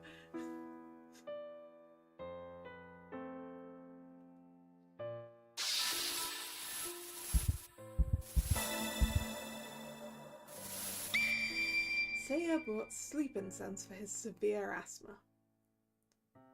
喘息。そんなにひどかったんですか？発作の出ている時なんてこちらが気の毒になるほど苦しそうでしてね。なるほど。The accessory peddler did say the man thought to be Seiya Ito wore a mask. Was it for asthma? Or was it to conceal his face and hide a switcheroo? 同じ日に2人もおかしな亡くなり方する人が出るなんて、本当にどうなってるんでしょうね。ああ、太鼓谷の稲荷様も怒っておられたようだしな。太鼓谷稲荷がどうかしたんですか？ああ、いえ、なんでもありませんよ。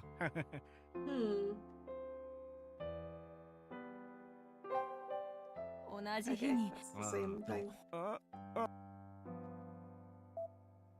Is incense burning different to candle burning? You get more smoke off of incense, I feel. Like less light and more smoke.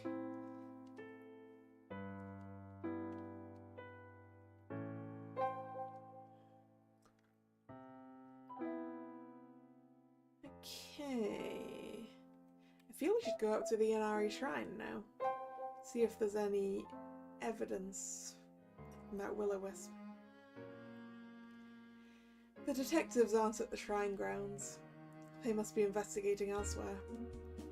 I'd like to talk to them, but I'm sure they'd give me an earful. Well, Hitaha got us information about the investigation, so I guess we're good for now. Okay, maybe we can't look among the Torii gates. Okay. We've been there, well, I mean, we've been everywhere. Anything going on at Yasuka Shrine? Tokima's at Yashimo Shrine, peering into the LCD monitor of his digital camera. Tokima-san, 写真の確認っすか？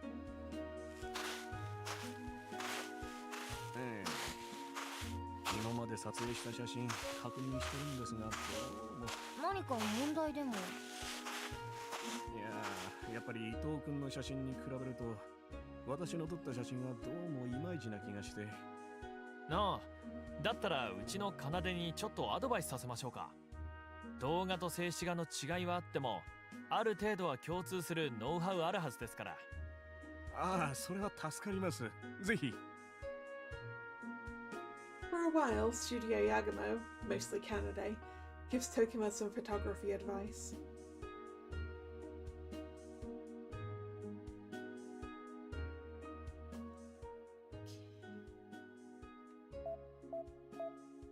We needed to go back to the station, didn't we? Yes. Maybe accessories guy is back off lunch. Is the accessories peddler's stall open today?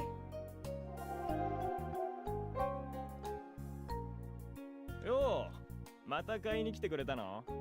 いや、そうじゃなくて、昨日聞かせてもらったカップルについてもう少し詳しい話を聞かせてほしいんだ。詳しい話って言われても、昨日言った通り半年も前のことだからな。確か男の方はマスクしてたって言ってただろ？ああ、それは間違いないよ。よく覚えてる。それで何か病気のような症状出てなかったか？ひどく咳込んでたとか。ああ、そういえば咳込んでたよ。思い出した思い出した。本当か？背中曲げてえらい苦しそうだったな。女性の方がさすってあげてたけど、あれ多分ひどい喘息の発作じゃないかな。知り合いにいるけど似たような感じで大変そうだったよ。そうか。おかげで一つ確認できたよ。ありがとう。こんだけでいいの？ああ、十分だ。Studio Yagamo steps away from the stall and huddles up for a discussion. やっぱり夫人と付き合っていたのはせいやさんの方で間違いなさそうですね。咲代さんの方は喘息持ちの様子はないですし。まあ入れ替わりって言ってもそんなとこまでしっかり演技してるとは思えないっすからね。どうかしたんすか監督？いや、咳、発作、何かあったような。何だったかな、思い出せない。 Why does a coughing fit sound familiar?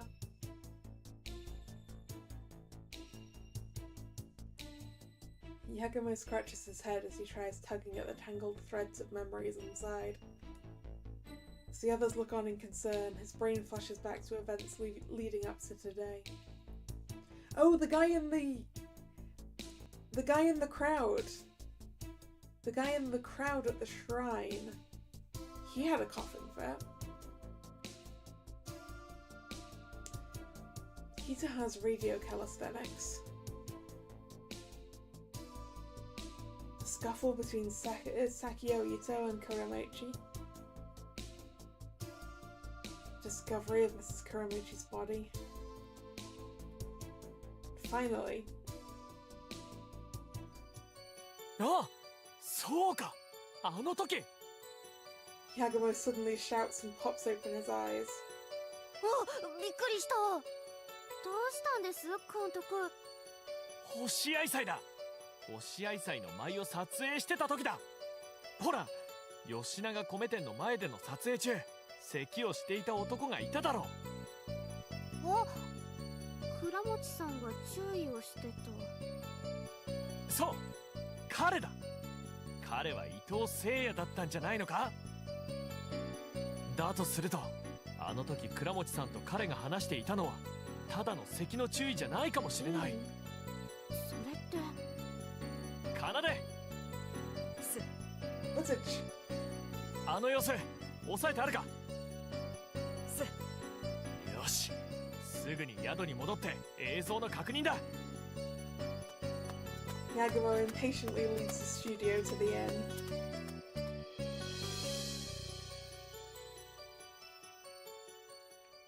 To the inn.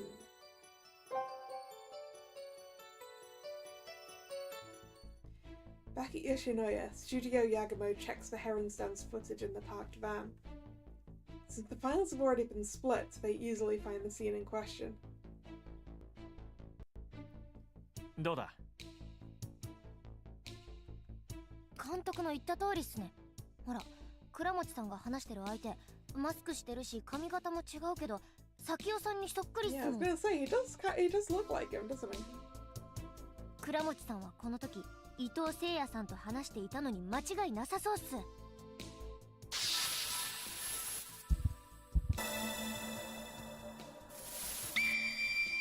Kuramechi talks with Seiya Ito on the day of the Hoshiai Festival. やっぱりこの人物が伊藤聖也か。死亡推定時刻が午後4時から6時の間ということだったが、撮影時刻が午後4時50分ですから、少なくともそれ以降ってことですね。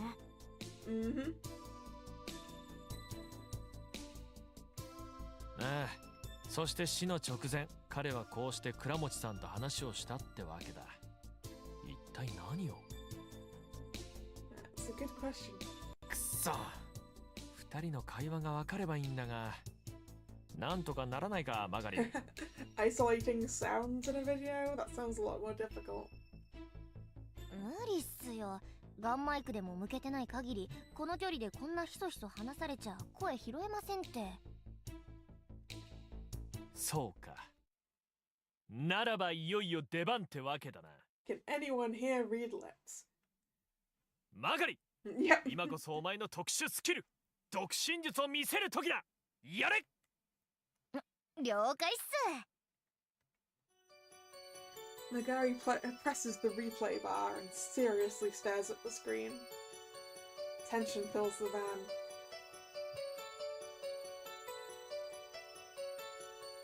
Seems you're only going to be able to get half the conversation with lip reading as well, because one of the participants is wearing a mask.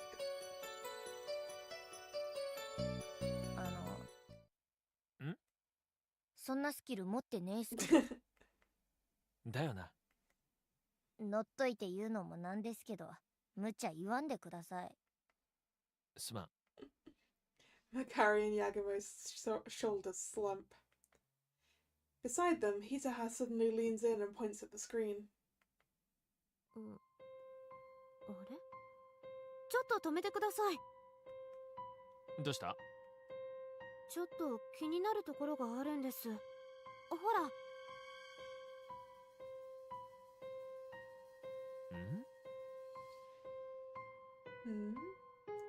Does he give him something or something like? Let's just start by looking at this. Several decorative streamers can be seen around the dancers. I'm pretty sure the streamers in the Hoshiai Festival symbolize Orihime's threads. Not that that's got anything to do with the incident. Yeah, it does look like there's something in his hand. Let's look at faces first. His face is covered by a mask, but what's visible certainly resembles his brother Sakio. He was apparently a serious piano tuner, but he definitely looks like his sulky twin. From what I can see here, it just looks like he's warning him for coughing during the ceremony. Anyway, hand. ほら、この倉持さんの手、何か持ってませんか？本当だ。何かを伊藤聖也に見せているようだが。Reacting to what they said, Nagari zooms in on Kuramechi's hand. 2 times, 3 times. Ah! Necklace! Everyone gasps. これ、倉持夫人が身につけていたアクセサリーにそっくりっすよ。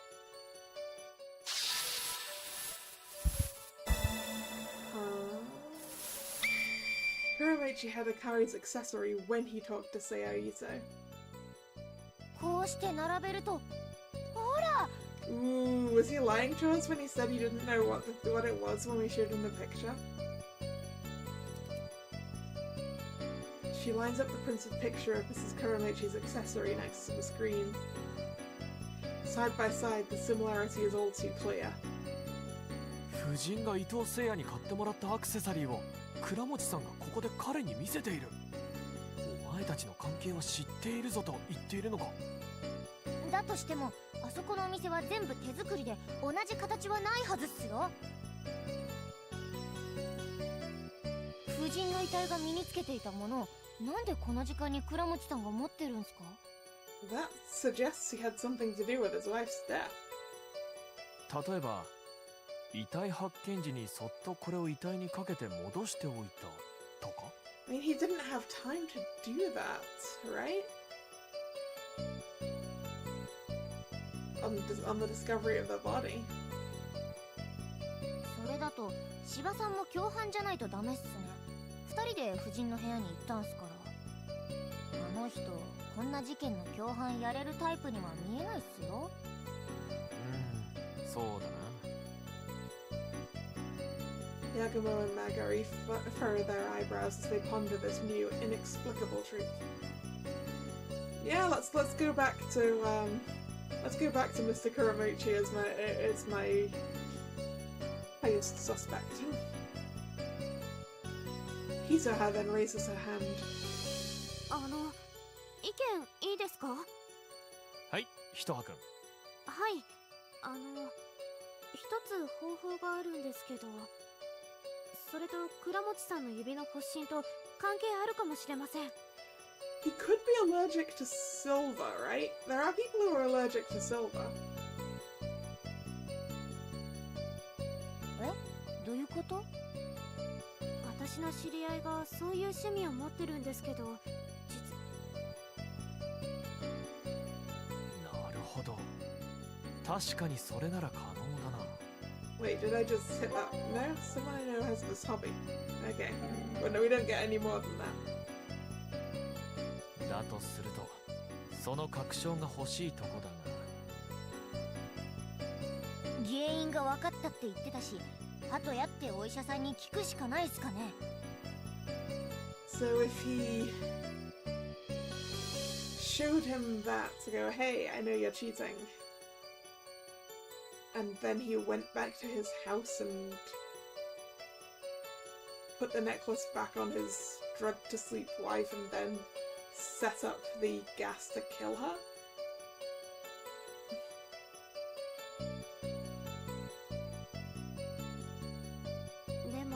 患者さんの個人情報だから教えてくれないと思いますけど。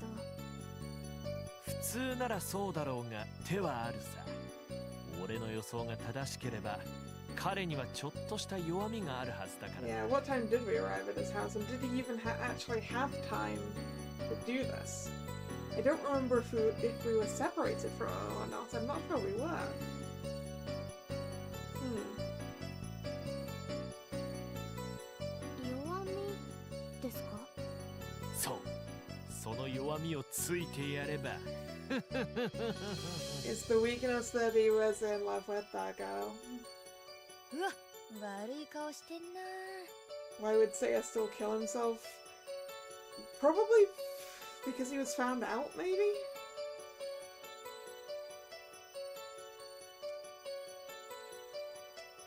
I don't know. ちょっと怖いです。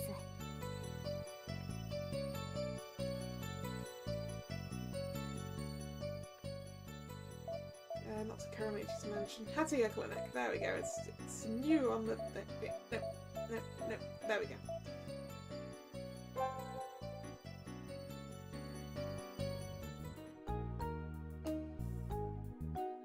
Studio Yagumo walks to Hatiya Clinic. Thanks to the map Magari put on her phone before the incident, they easily find the cozy clinic. あれ？皆さんお揃いで、誰か具合でも悪くなりましたか？ああ、いえ。ちょっと先生に伺いたいことがありまして。倉持夫人と伊藤誠也さんの死について関わりのあることなんですが。As soon as Yagumo says that, Hatoya looks clearly on guard. That excess caution is enough to convince Yagumo about Hatoya's weakness. それは一体何でしょう？僕に聞かれてもお答えできるようなことがあるとは思えませんが。I'm still suspicious of this guy too, but... いや、先ほども伺いましたが、倉持さんの指の発疹、あれ、何のアレルギーだったんです？なんだ、そんなことですか。それならこちらも先ほどお答えした通り、コンプライアンスの観点からお答えすることはできません。あなた方が警察の人間だったら別ですけどね。I knew it wouldn't be that easy. In that case, I'm sorry, but you leave me no choice. 鳩谷先生、どうしても教えていただくことはできませんか？すいませんが、僕も医師として守らなければならないことはありますので。Ooh, max mode time. 医師として守らなければならないことですか。まあ、医師というのは格別に倫理観が求められるものでしょうからね。古代より医術を志す者への戒めとしてヒポクラテスの誓いなんてものもあると聞いてます。よくご存知で。ならばその中に、人々の生活に関して見聞きしたものは口外しないという項目があるのもご存知でしょう。僕もそれを守りたいということです。なるほど。確か自分もうろ覚えですが、こんな項目があったような。Thou shalt not kill. No. 求められても致死薬を与えず、そういう助言もしないと。Close enough. As soon as Yagumo firmly recites that line, Dr. Hataya quickly turns pale. Noticing that change, Yagumo carefully chooses his next words as he moves in for the checkmate. もう一度言いますよ。求められても致死薬を与えず、そういう助言もしない。これも当然守っておられる。当たり前でしょう。さっきからあなた何をおっしゃりたいんです？そうですね。倉持夫人の死に関することなんですが。Skirmish's van for smartphone use, so Willow must be paid at Takadani Married Shrine. The sleep medication, probably. Yeah, the sleep medication.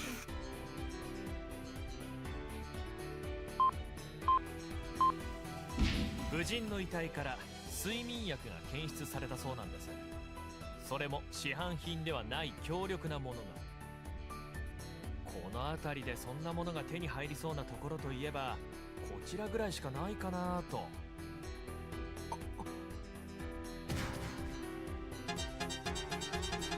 いや、それなら朝方やってきた刑事さんにも聞かれましたよ。でもそもそも僕があかりさんにそんなものを処方する理由もないじゃないですか。それはどうかな。夫人の頼みなら処方してしまうこともありえたんじゃないですか。なぜなら Because you liked her, yeah. そう、あなたは高校時代同級生の彼女に好意を抱いていたのでしょ。誰からそんなことを。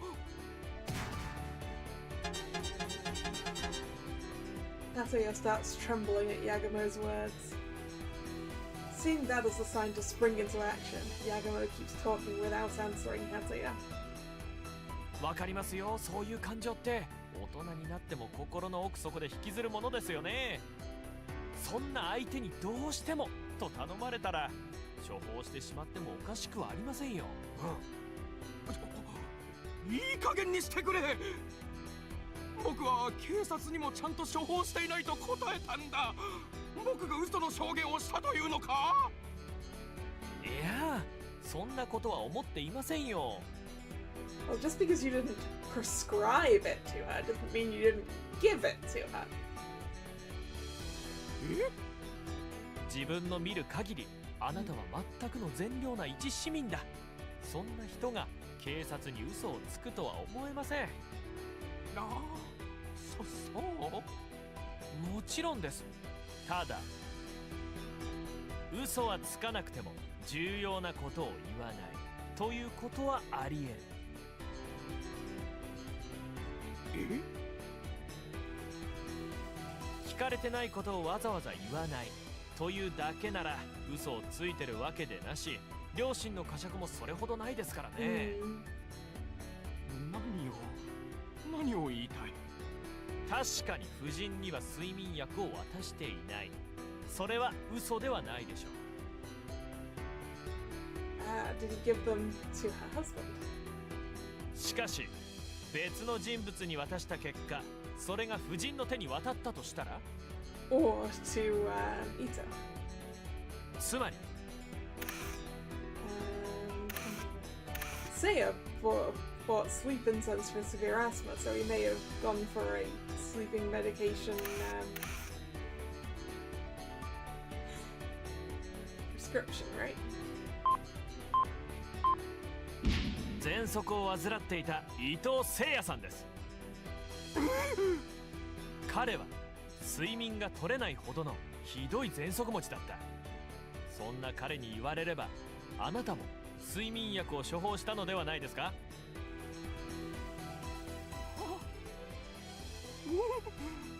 あなたは刑事から夫人の検視結果を聞かされて、すぐにその睡眠薬の出所が伊藤聖也に処方したものだと思い立った。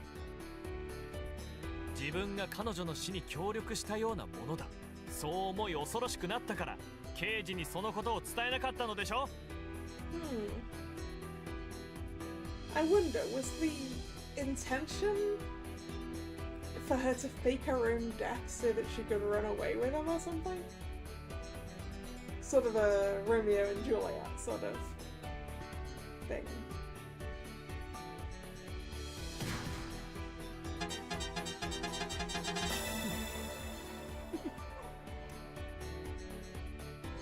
Hatsuya droops his shoulders and hangs his head as he slowly murmurs.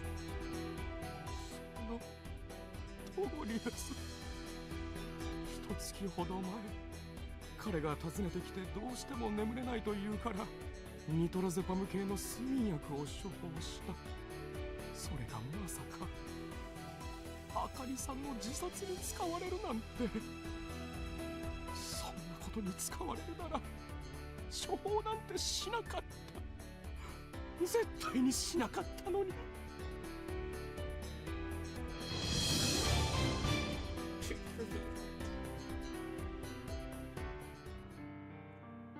With his head down, Yagumo gently steps up to Hataha. He places a hand on Hataya's shoulder and smiles as he completely changes his tone.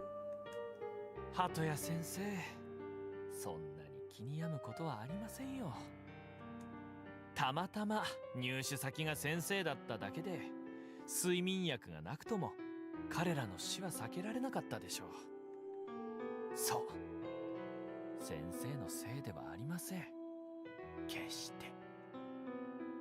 そうかな。そうですよ。ただ、あかりさんたちのためにも事件の真相を解明しなきゃならない。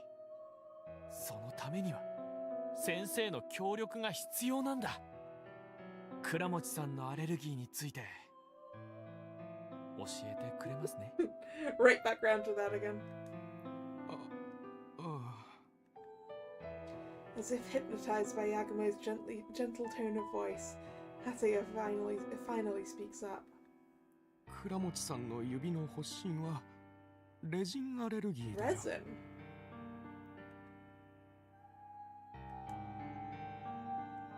Yagumo and Hisaha exchange glances, but they remain silent as Hataya continues. ここに診察に来た時は原因が分からず困ってたんだ。虫刺されじゃなく何かのアレルギーってことは分かったけど、その原因を症状だけで特定するのは困難だからね。それじゃあどうやって分かったんですか？倉持さんのかかりつけの歯医者に問い合わせたんだ。何か知らないかって。そしたら以前治療の予備テストとしてアレルギーのパッチテストを行ったことがあったらしく、彼がレジンアレルギーだって教えてくれたんだ。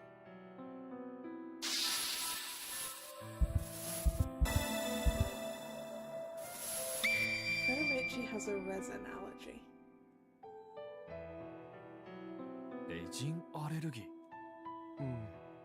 歯科治療にはレジンも使用するからね。なるほど。なら間違いないか。いや、大変参考になるお話でした。ありがとうございます。いや、でもこれが事件と何の関係が？そのうちわかりますよ。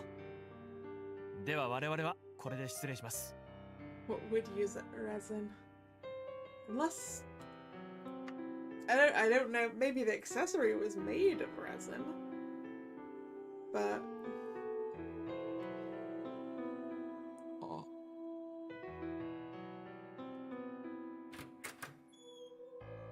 Dr. Hatier looks confused as Studio Yagamo leaves the clinic.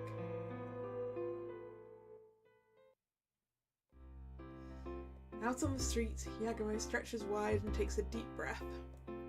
ふう、なんとか情報が聞き出せたか。これでひとはちゃんの推理が当たってることが証明されたな。お見事だったよ。We're saying he made a mold out of his wife's necklace. That's not what I was suggesting. But I don't see how that would help him, unless we're going back to the poison necklace theory from earlier.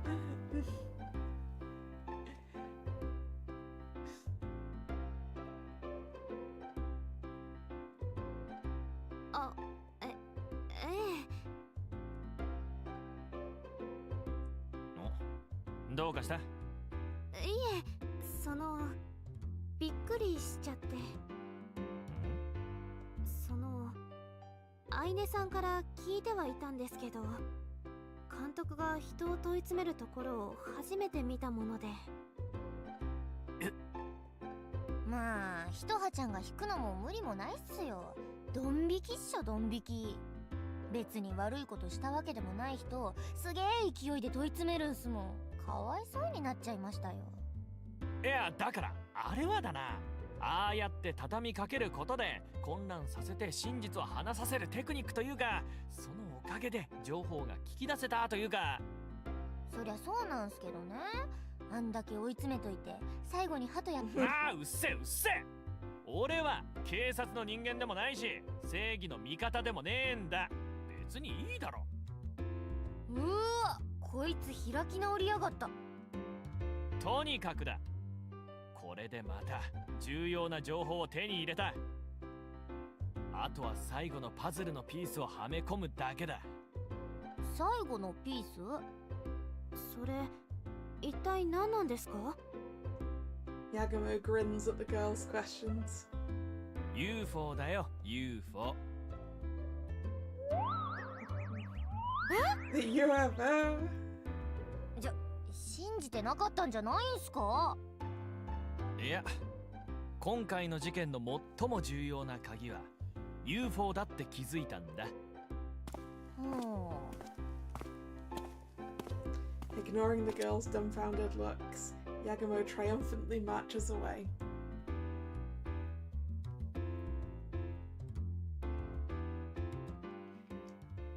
Although I think I'm going to leave that UFO evidence until the next time, looking at the time at the moment, because I need to sort food.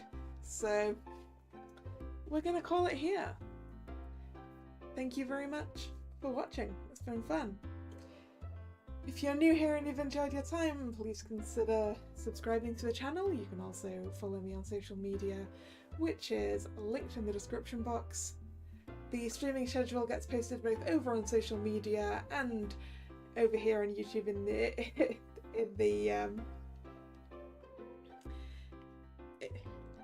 the community tab.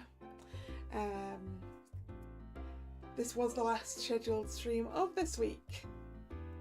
So there'll be a new schedule up later, and the next stream should be tomorrow, Monday, because we need to start the new Twisted Wonderland event. See what's going on with Stitch. A cliffhanger case right near the end. Yes, I'm sorry, Drag. I'm gonna leave you on a cliffhanger. Yes, I hope to see you tomorrow or another time. Once again, thanks for coming. And this is Kalla signing out.